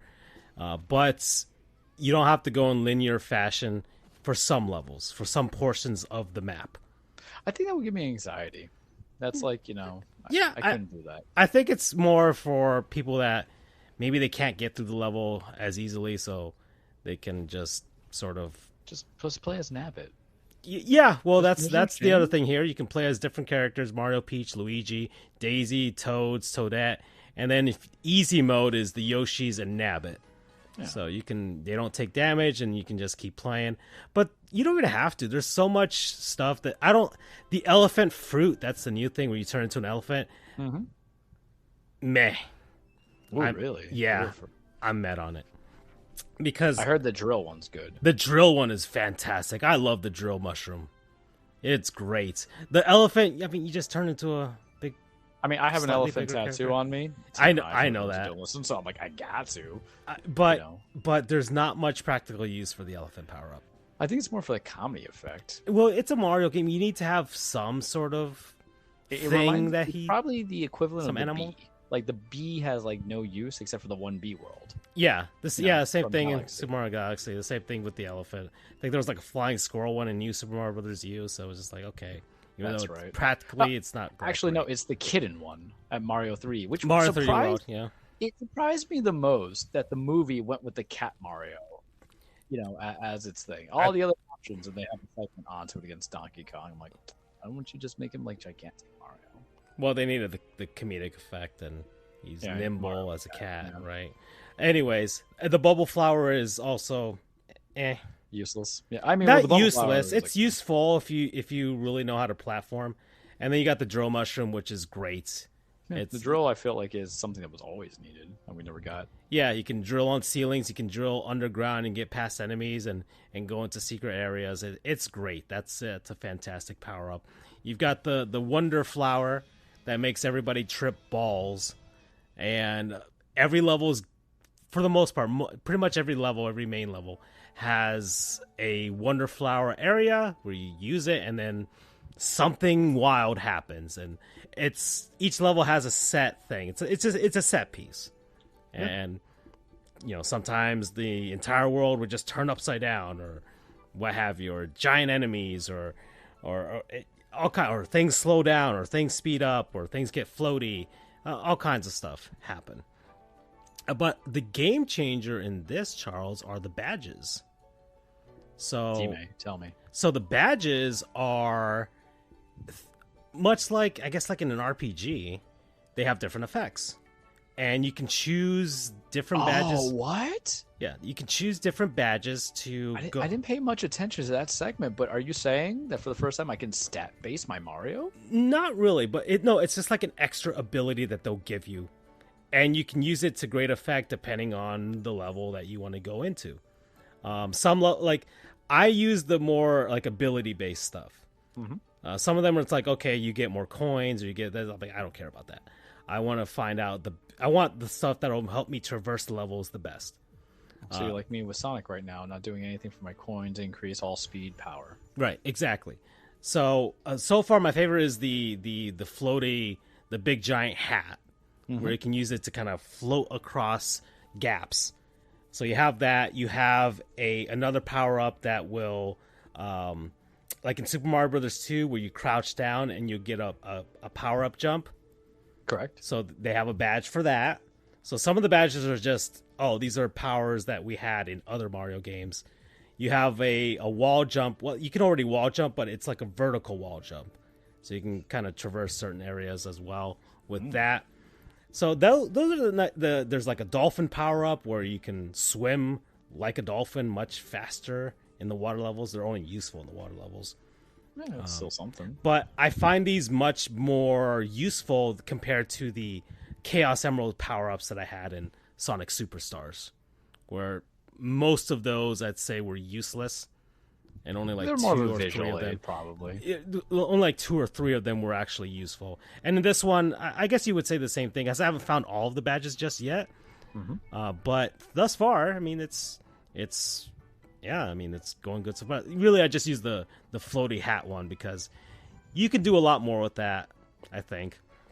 But but I'm sure, like, for people who are speedrunners and everything like that, I'm sure that they're finding ways to utilize the power-ups to break the levels, I would say.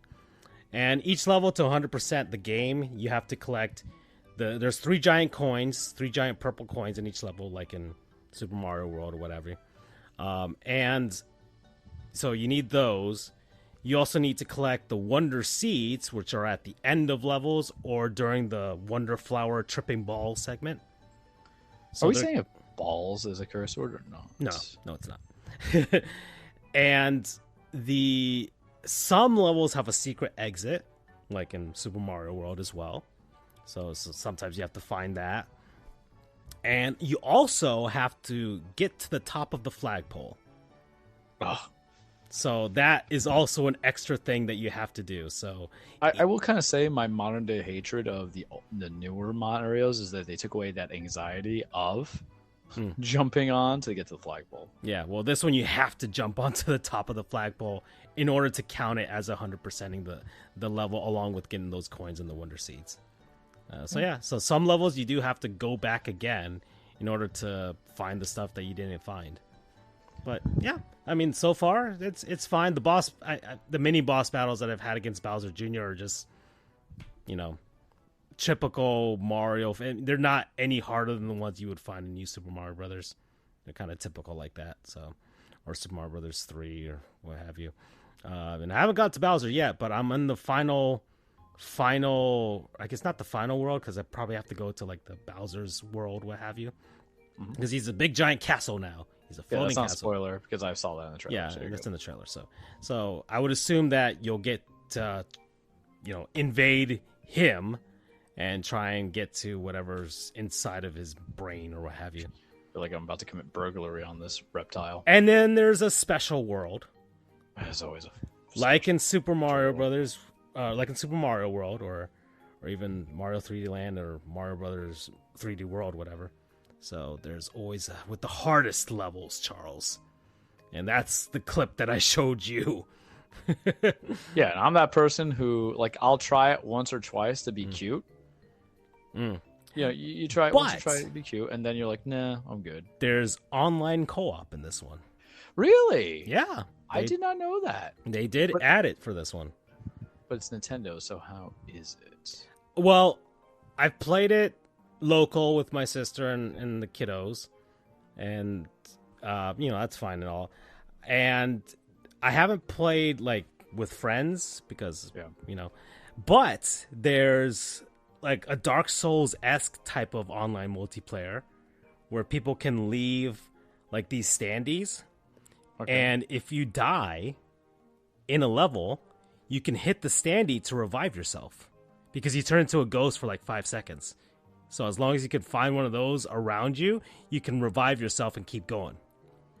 Or there's 3 other people sometimes playing the level with you, and they can revive you too. You can't bump into each other or anything like that. They're there, so they can help you out, or they can help you like find secrets because you're seeing them in the background, and they're like, "Oh, how'd they get up there?" And it's like, "Oh," then they'll point you to, "Oh, there's a platform here," or what have you, or hidden block. So that's also been incredibly useful, and I find it very natural in a Mario game. I don't think this would work in a Sonic game because it'd be too fast-paced. Oh, yeah, that's always a fun part, though. So, yeah, Super Mario Brothers Wonder, I recommend it to everybody. It's as solid. It's better than the new Super Mario Brothers games. I will say that much. Mario Brothers DS, the Wii one, the Wii U one, this is better than those 3. Which is what we needed. Yeah, this is... Because as much as I love the Mario 3D Worlds, there was something about, being able... I'm trying to move this damn crane in this freaking game. Come on.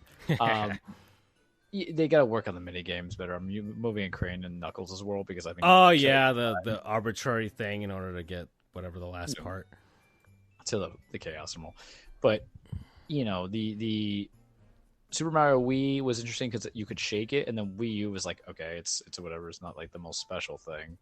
Yeah. But this is good. This is healthy. It's what we wanted. Here we are. We were talking that smack, man. We're like, oh well, I would say they're really Mario heavy, and then the reason why they're like, oh, because you're going to shut up and you're going to join. That's what they did to you. Yeah, this is good. This is up. If you want to say 2D Mario games, this is up there with like Mario World. I think is number 1. Mario Bros. 3 would be number 2, and I would say this is number 3. Yeah, which I think, and then it needs to be. And then like Wii would be 4, and then like the original Mario Brothers would be 5. Yeah. And then Mario Land 2 somewhere around there. I'm not sure. New Super Mario Brothers 2 on the 3DS is awful. I will say that much. But wasn't that like that was just, oh man, that was so generic and so boring that I'm surprised I played that game so much. It was a different time. We were a different age, but man, sheesh, man, dark age of Nintendo, man. 2013 through 2016. Oof. We were like the only people who had a Switch. Yeah. Anyways, promo code Trippin' Balls. All right. We're at 1 hour and 34 minutes, my dude. I would say, let's see. We talked about hockey. There's some baseball awards coming out, but they're not all done. And tomorrow we might have the side job. Well, you're allowed to talk about the skip slip. Yeah, well, yeah. Corbin Carroll won the rookie for National League. Gunnar Henderson for Baltimore for the American League Rookie of the Year. And did they announce the American League? Yeah, they did the American League Manager of the Year. Who was that? I didn't see it on the announcements, but sometimes I just check from Twitter, and that doesn't help me. Yeah, and you just see my stuff pop up. So pretty much. Hold Follow on, MLB, hold on, I'm going. Brandon Hyde of the Orioles. Oh, good. Yeah, they gave it to arguably the right one, even though you should have given it to Bruce Bochy. I think you had the fair argument if you're going to go on a regular season play. What he's able to do with it, win the AL East. Okay. All right. So, yeah, there you go for the Baltimore Orioles. And my boy Skip won for the National League because he had to. You're the Francisco? Well, I said it. I mean, I rambled about this while I was driving home on our Goofs account for the spaces. It's not saved, the recording. I forgot to do that. But I was just going off that. Once again, a monkey could have gotten those Braves to 100 wins. And Craig Counsell, yeah, all right job with Milwaukee. But I think Milwaukee was just a circumstance that the Cardinals sucked for the first time in 25 years. The Cubs choked. And the Reds had like one good month, and the Pirates are the Pirates. So they almost won the division by default. So I don't know how much of that, like some of that was him, sure. And probably a lot more to do with him than like Snicker and the Braves being good. Like that didn't really have much to do with him, I would say. They were autopilot. Yeah. Well, Skip had to actually manage that Marlins team. They had bullpen days every 5 games because we don't have a 5th starter. And your presumptive starter was supposed to be great and then turned out being injured with Sandy. Yeah, exactly. Perez went elsewhere. So earned, I don't want to harp on it too much because I could harp on it for longer. But my boy got it. We're good to go. We got a new team president also. So that's cool. And yeah. So cool beans. Go Fish. All right. So hockey, baseball, basketball. And all right, Charles, I do want to talk football. My Seminoles defeated the Hurricanes. Yep. I was almost right. The U is... Oh, yeah, the trap game was almost a trap game, but the U is still dead, Charles. Fine. So let me pause this because I know we're going to go with it. Of course, I get to the Wyvern, and then, so, you know who else is... we know Sonic's not ready for the Wyvern. Okay. I've been hearing it's been a good loss, Charles. Was that from me? Well, not from you, from Canes fans in general. There's no such thing as a good loss. It's a good loss. We got a number 4 team to within 1 score. We like there's it's not. Yeah. So allow me. I actually think I said that to Derek at my parallel. I was like, yeah, because he wants FSU, SSU fan, and I'm like, yeah, it was a good loss to show that why you need competent coaching, because to steal it from the group chat, because we published it, fight on the Twitter, hard on the Twitter, repost on the Twitter, we don't care. I watched that game, not all of it, but I watched a good majority of it. I have never seen, and it's only a college phase that comes from Pac-12 teams, I swear to Christ, and with Mario Cristobal, a sleeper cell agent for Oregon. I've never seen such a love to go for a shotgun halfback draw when you have 2 yards to gain as much as that man. And we were in the cut. Tyler Van Dyke was accordingly benched. Emery Williams was starting. Rispato, however you say his name, Rispato was doing what he's got to do. The offense was kind of doing well, kind of not doing well. The defense had to button down the hatches, though, because we couldn't get anything going for a bit. Halftime, I was like, send you the Drake meme. Like, what you say? And then Mike Norvell was like, wait a second. Why are we outplaying ourselves here? Let's just have Mike Norvell. Oh, not Mike Norvell. Let's have Mario Cristobal mess this up. And sure enough, we did. And it goes down to just losing 27-20. All those halfback draws. And I don't want to quote what I said. Well, what was it that I said? I said he's like missionary position every single night with that guy. Pull my hair and finger, Mario, please. And it's just he's so subpar. I can get trying to do a shotgun draw at like 3rd and 5, 3rd and 7, maybe 3rd and 2. You're Charles, blitzing. I want to say that what made me laugh a little more with what you just said was that the internet kind of got weird a little bit when it was just like, so it kind of self-censored your what you just said, which is even better. That's funny. I think the Heat won. Well, I deserve nice things every now and then. Let's see. They won 111-105. Alrighty. Jamie Jaquez, 17 points, 5 rebounds. Is he Jamie or Jaime? What is he? I don't know. I think like Jamie Lancer. But I'm gonna go on Basketball Reference, see if they have like the pronunciation. You keep talking. I think it's Jamie, but yeah, he was just going from there. It wasn't a good loss. There's no such thing as a good loss. There was no such thing as we tried. You lost. The whole objective in sports, unless you're football, is to not lose or not tie. No, it's right? Jaime Jaquez. Jaime Jaquez. Junior. So the Triple J, better than Jeff Jarrett, baby. Well, I think Jeff Jarrett's Double J these days. Yeah. I want to know where my mind's going. But I digress. There's no such thing as a loss. What it is that it does 2 things for this FSU. FSU should technically be number 2 or 3, because Michigan shouldn't be bowl eligible. But because it's Michigan that did this, and not like San Diego State, which would just be banned from the year because preferential treatment. Discriminatory practices is something as an attorney I cannot get behind. And the reason why I'm on this, like white on rice, is because like fly on shit, 7 is because Miami was always on that teetering of the death sentence, right? With boosting. And I understand it's just scouting, improperly scouting, but the NCAA likes to do discriminatory practices and go for extremes when they feel like it. Michigan should not be in this rankings. Take it away. I'm sorry you found it. Yeah, I understand that Hara put injunction onto it to hold the order, but it doesn't matter. Your NCAA is his own body, and they're saying, okay, because you want something like he's not going to be able to coach on the game days. What the hell is this nonsense? So you guys should be ranked at 2, I would venture. I think you're better than Ohio State. I'm giving you guys the praise. This is how you build it because you learn to, you can't always pay every coach you fire, Willie Taggart, right? I'm like Jimbo Fisher. My God. Yeah, that happened. But the thing you need to come from is your defense has some problem solving that they got to figure out, because there was some that those deep plays that Emory Williams was able to pick off and build into.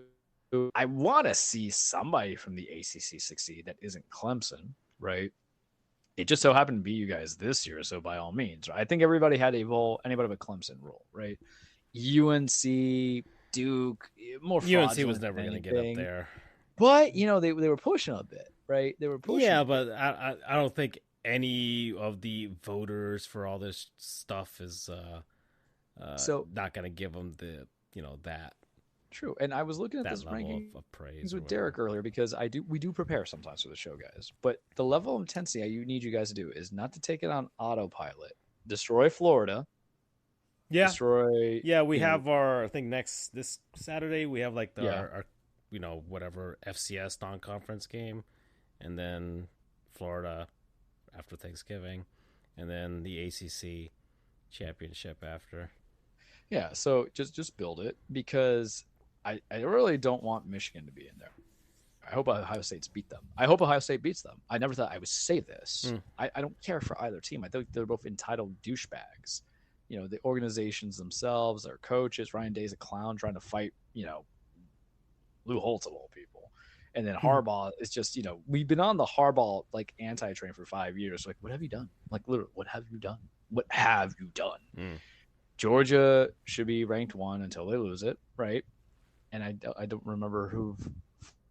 Oh, you guys are 4, but you pop that out because I want to see chaos unfold too. Because I want to see if Washington, and I know a lot of people don't want to take in consideration because the Pac-12 is about to become the Pac-2 at the very end of days, but I want to see that kind of chaos. But before you guys go against that kind of long play offense or that fast offense, I want to see how you guys can handle it, because there's some concerns on that defense. If you have Miami, which struggles to put up points when it's not a like pseudo JUCO school, but it was a good win for you guys. It was a loss for us. It was a loss that is very similar to all the other losses that we had, that it felt within reach, but someone cannot get out of his own damn way.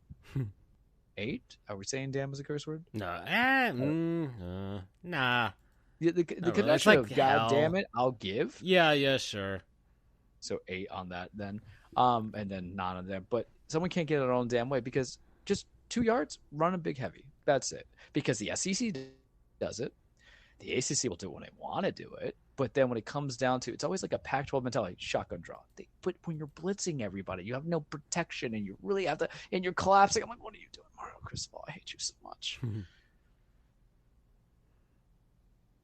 That's all I can give you on that one. I didn't watch the other games. That's fine. We got Louisville this week. I'm interested. I don't care about the rest of it. Whatever, college football is whatever.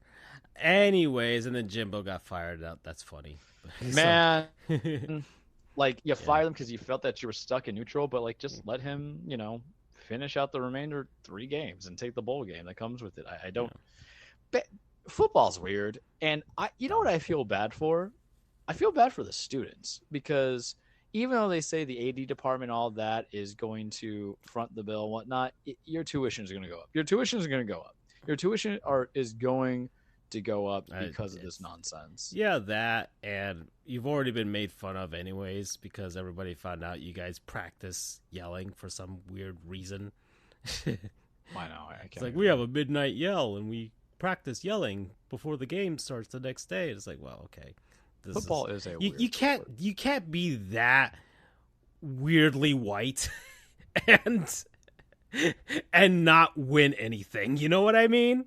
Mm-hmm. Like singing "Sweet Carolina" at Fenway Park. That's a weirdly white thing that only justifies it because the Red Sox have won something in the past century. I'm saying that Sweet Carolina sucks. So I'm saying now. Well, let's get it out there. Sweet Caroline. Ba, ba, ba. What? But what's the whole thing point you said to Roy was like the Latino Sweet Caroline? Oh yeah.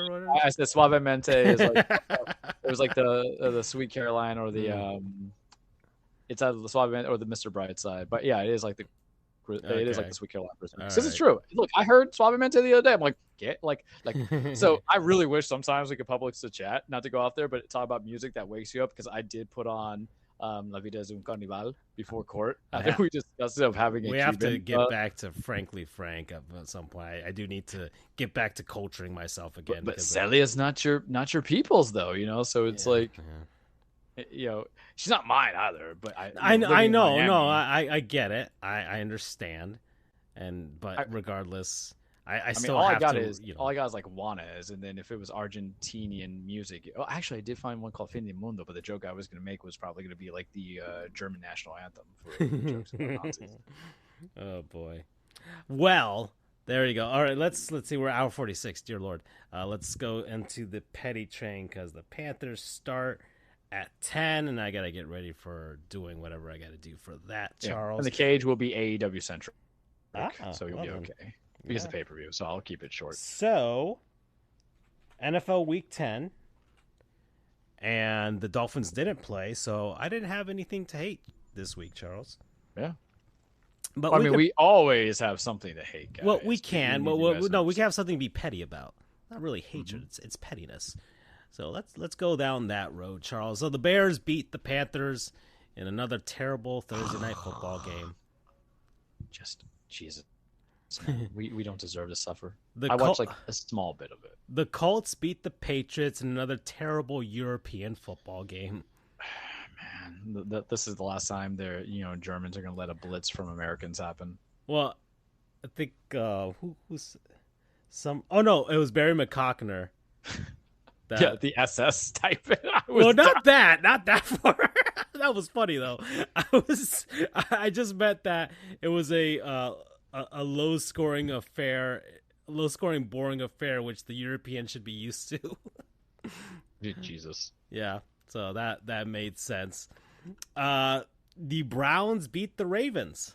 Man, team is going to be good in spite of everybody else not being good. Shout out to Amari Cooper and Myles Garrett. I'm never going to give it to Deshaun. Sorry. Right. But Lamar with the touchdown and 2 interceptions there. Yeah, he kind of struggled a little bit. And then, it happens, though. I mean, no one said he's Mr. Perfect. Browns defense is like legitimate, man. I don't play them. It's scary. Scary if you get into the playoffs and it becomes much more of a grind. Yeah. So, yeah. All right. The Steelers also won 23-19. They find a way, Charles. Kenny Pickett really and Jalen Warren and George Pickens and TJ, not TJ. What is it? TJ? Yeah, TJ Watt. Sorry, TJ and JJ. TJ Watt's great. Yeah, he's retired, but it's TJ Watt. TJ, and they're both hockey boys, by the way. They love themselves some hockey. So yeah. So yeah, there you go. That was that. Who do they play against? The Packers. Yeah, I mean, Packers are just kind of in it, where they're just trying to figure out the potential. Jordan Love. What people need to remember: Aaron Rodgers' first season was 6-10. Yeah. So growing pains. Yeah, they're 3-6. So they're but it's not even just growing pains. It's like maybe you guys should spend money or draft a wide receiver the first round. Just saying. Put some pieces around some guys. All right, we're in supersonic mode. Yeah, it's gonna get good. Mike Tomlin finds a way.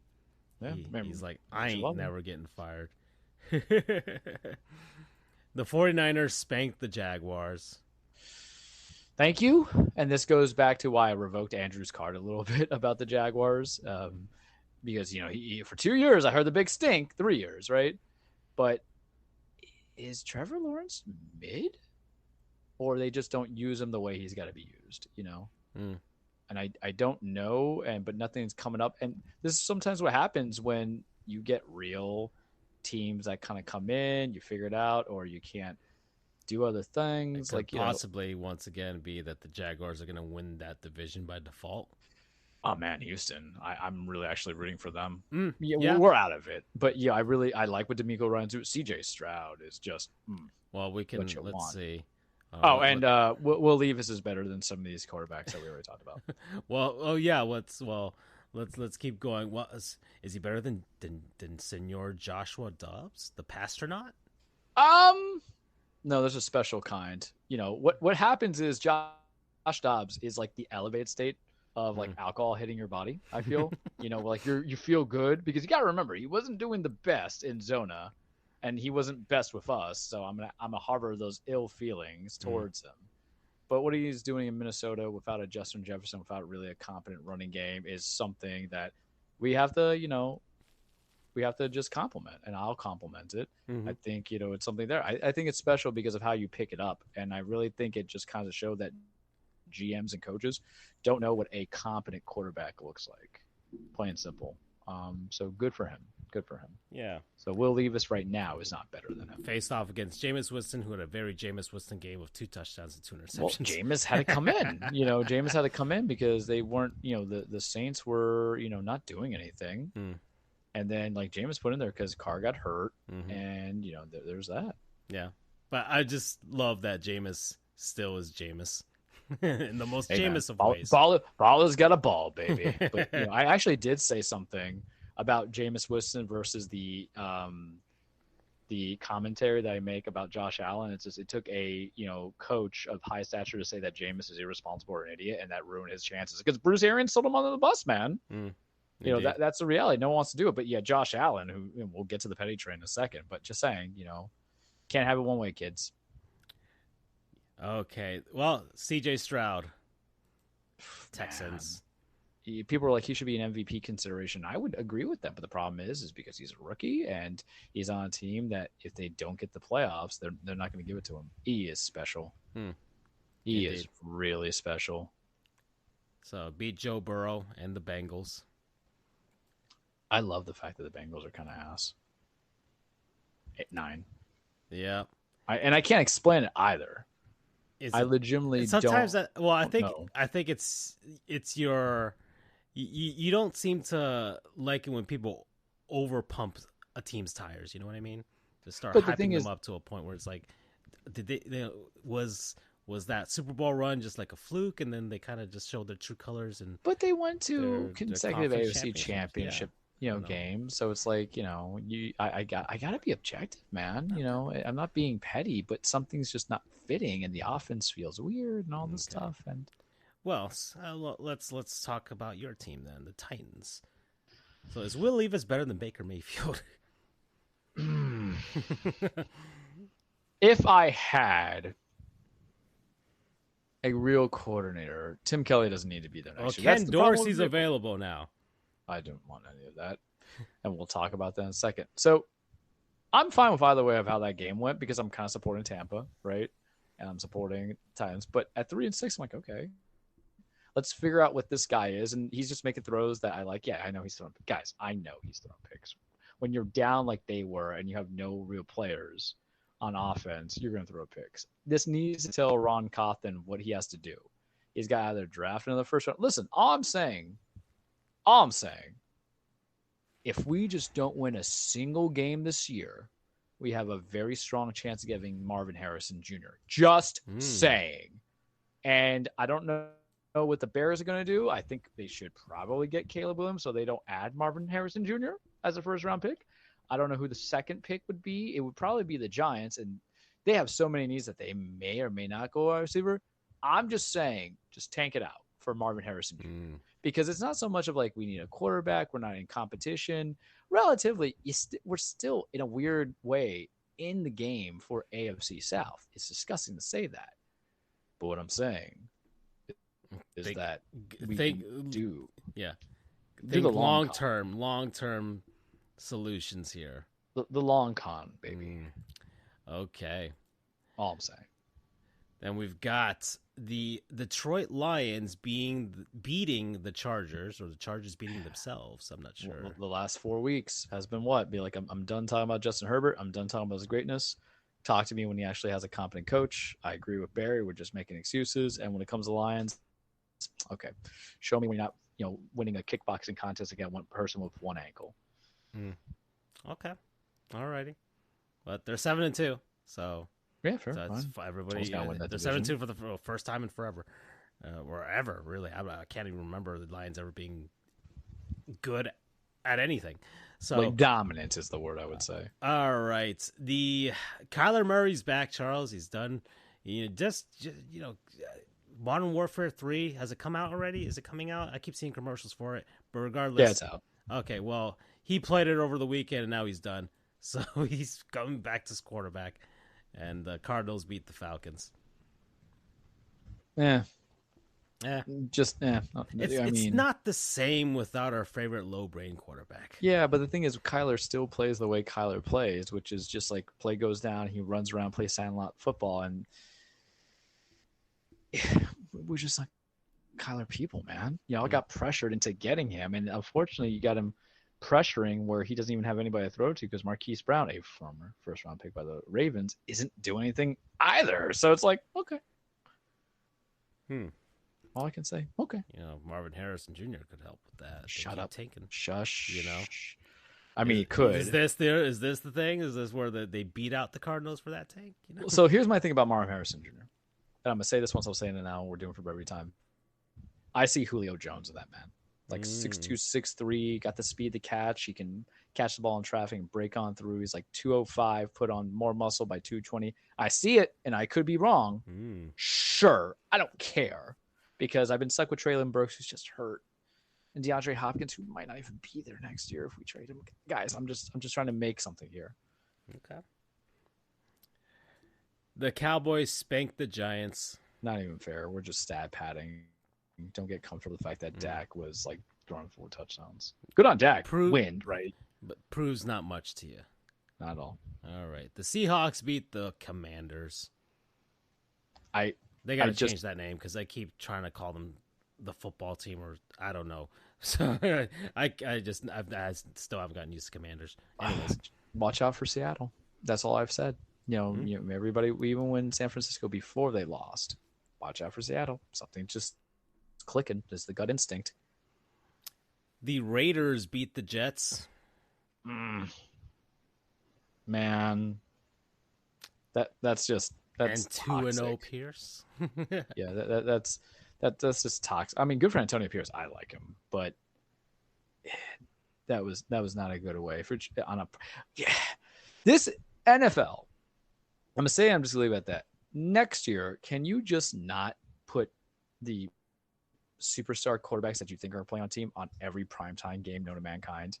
Because I have been subjected to bad teams being on prime time, whether it be your Thursday night games, your Sunday night games. Well, it's been can the we just Broncos put that in your and Monday night footballs? Yeah. Well, and finally, the Broncos beat the Bills. Frauds. It's just so good. They fire Ken Dorsey. Josh Allen gets all the excuses, even though he throws every pick. Problem with Ken Dorsey, and I'm gonna kind of keep it slow because I know you're on limited time. But the problem with Ken Dorsey was he made every play to look like Josh Allen had to be an MVP to justify the contract. And you just need balance. You need balance with everything that you do.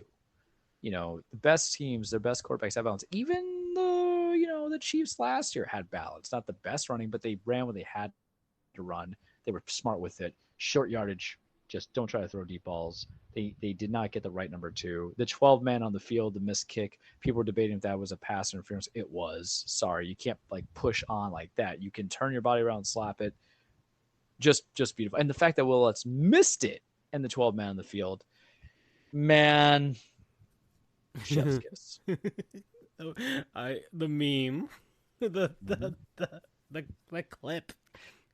Because so here's the reason why Francisco doesn't like the love it. Bills, because of the fact that they're in the same division. I don't like the Bills because literally they pulled I the never Brett said I Favre. didn't like the Bills. I kind of need the Bills to be good to justify my narrative about the Dolphins. This is true, but at the end of the day, there's still you being a Dolphins fan there. But my problem with the Bills is the fact of the complaint of how the playoffs left is the same effect that we gave to Brett Favre, but we ruled hard on Brett Favre, even though we're not supporting Brett Favre here, but the whole thing about like, you know, the field goal stuff and everything for love of the game. Even Andrew was gushing over. I'm like, no, you just lost. We're not trying to force anything. Why?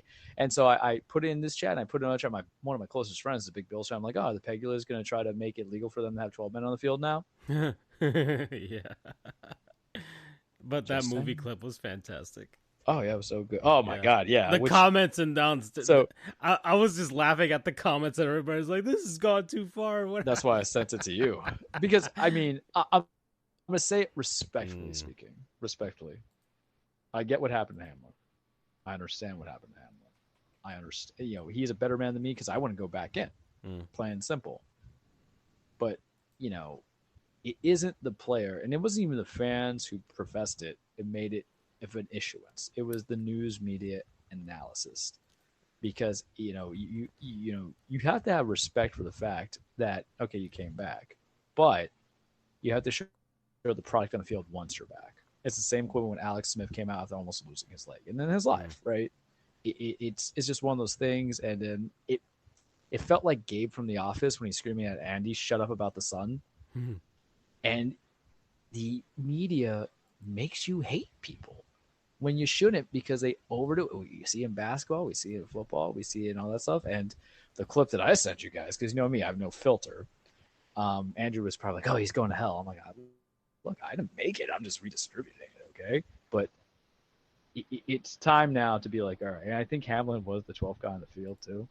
And that's what makes it like terrible in a sense, but that's what makes the memes better. But you have to have a little dark humor. That's all I can say to it. All right. Well, get your static right, Charles, because we're about to head to the cage. I'm going to need you. All right. Am I ready? Not yet. You're still staticky. All right. What about now? Nope. Keep twisting it. I don't know. Now? That's as good as it's going to be right now. So That's what I said. I've got the thing up there. I think you kind of see it. So let's do it.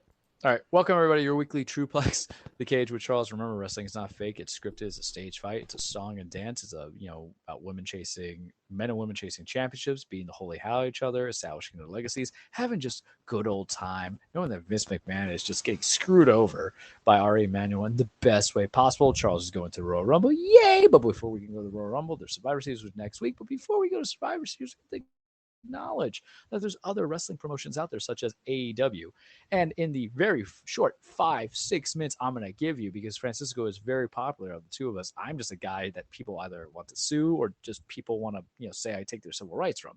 So bringing into all this other events, AEW Full Gear pay-per-view, I want to kind of pay for it. I'm not going to pay for it. I'm not paying $50 for it. Going from there, we're just going to run down the matches and expectations. MJF's going to have a partner against the Guns defending the Ring of Honor World Championships. I won't discuss that until we get the tag team partner in there. Hikaru Shida versus Timeless Tony Storm. It could be good. I think Tony wins, even though Shida should win, for the sole basis that Shida needs a fair shake. This is her third reign as a champion, and then her second reign in August was very short. And then now we're going to do this again. I like Timeless Tony Storm, but there's something about her losing her ish and just a kind of downward spiraling, even after having an opportunity for a title, to lose more, which is great. Sting, Darby Allin, Adam Copeland, a.k.a. Edge, for those who don't know his real name, versus Christian Cage. We love him. Christian and Edge used to be a tag team in the WWE and the faction. They've known each other for life. Against Cage, Luchasaurus, Nick Wayne. I'm not into it. We know it's going to kind of happen, that Copeland's going to win. He'll probably get the pin. Probably not on Cage. He'll probably pin Luchasaurus and Nick Wayne. They're going to continue that rivalry, maybe not for the TNT championship, but just make it a personal blood feud. I would be happy if Cage got the pin, whether it be on Darby or even Sting. Sting's just on his he's on his the Cowboys riding out, man. The Cowboys riding out. He's going to be retiring in Revolution, which is in March. He's going to have his good time. So, I expect Team Copeland to win. Kenny Omega and Chris Jericho versus the Young Bucks. whatever. Let Kenny and Omega can win. I don't care. Do whatever you want with it. Chris Statlander versus Julia Hart versus Sky Blue for TBS Championship, the secondary women's title. Statlander probably retains, but it's a triple threat, so maybe you can transfer over the title to either Sky Blue or Julia Hart, and then get something to go with it. Fatal four-way for the tag belts: Ricky Starks and Big Bill versus La Facción Ingobernable, which is Rush and Dralistico, versus FTR versus King of the Black Thrones, which is Brody King, Malachi Black.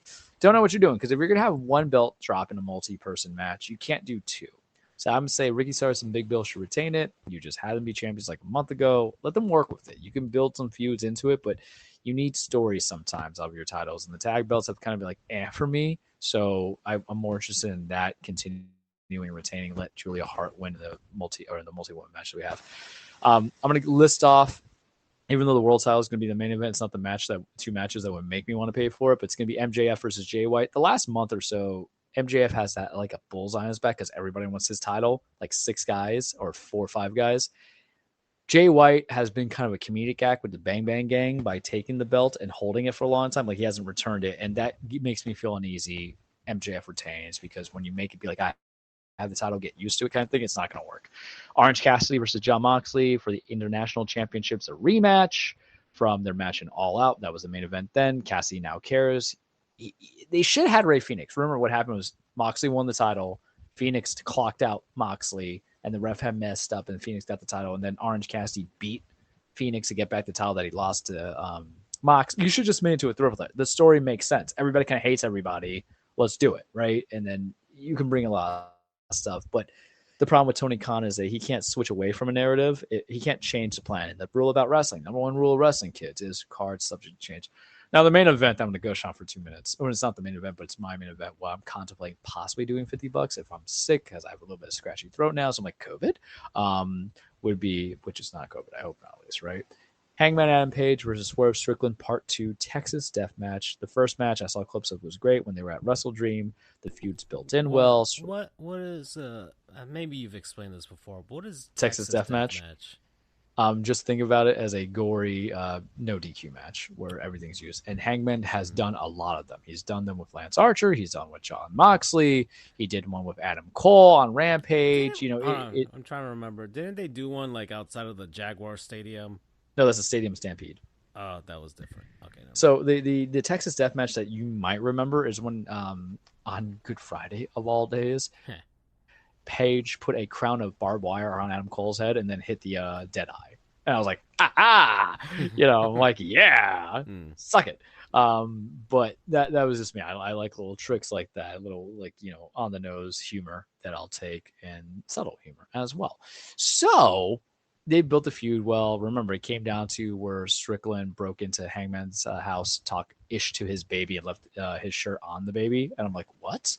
I'm like, yeah, that's diabolical, man. And then Hangman had a promo that says, well, I've been to hell. I'm dragging you back with me. Texas Death Match. I'm like, Charles kind of wrecked right now. Let's do this, man. So I am for it. I'm about it. Hangman wins because there's going to be a heater. There's going to be a cool off. You already have one person win. Swerve the first time around. Have this happen. And then you got to figure out what the third one's going to be. But I think the best thing that you do it. So if I'm booking,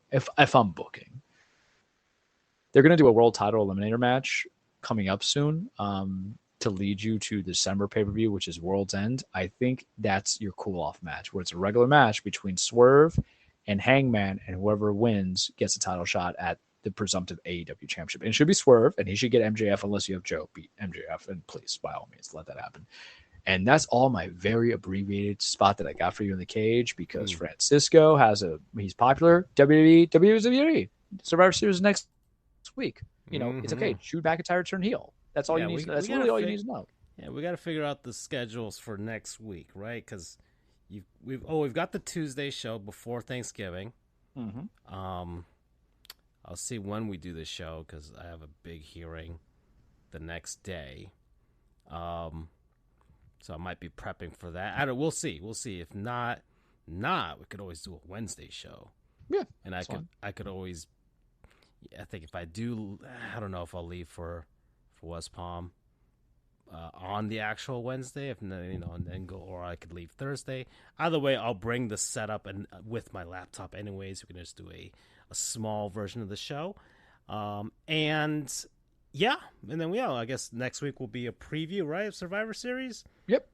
And we have like a rivalry week with college football and all that stuff like that. I have no idea, but we'll see. We shall see.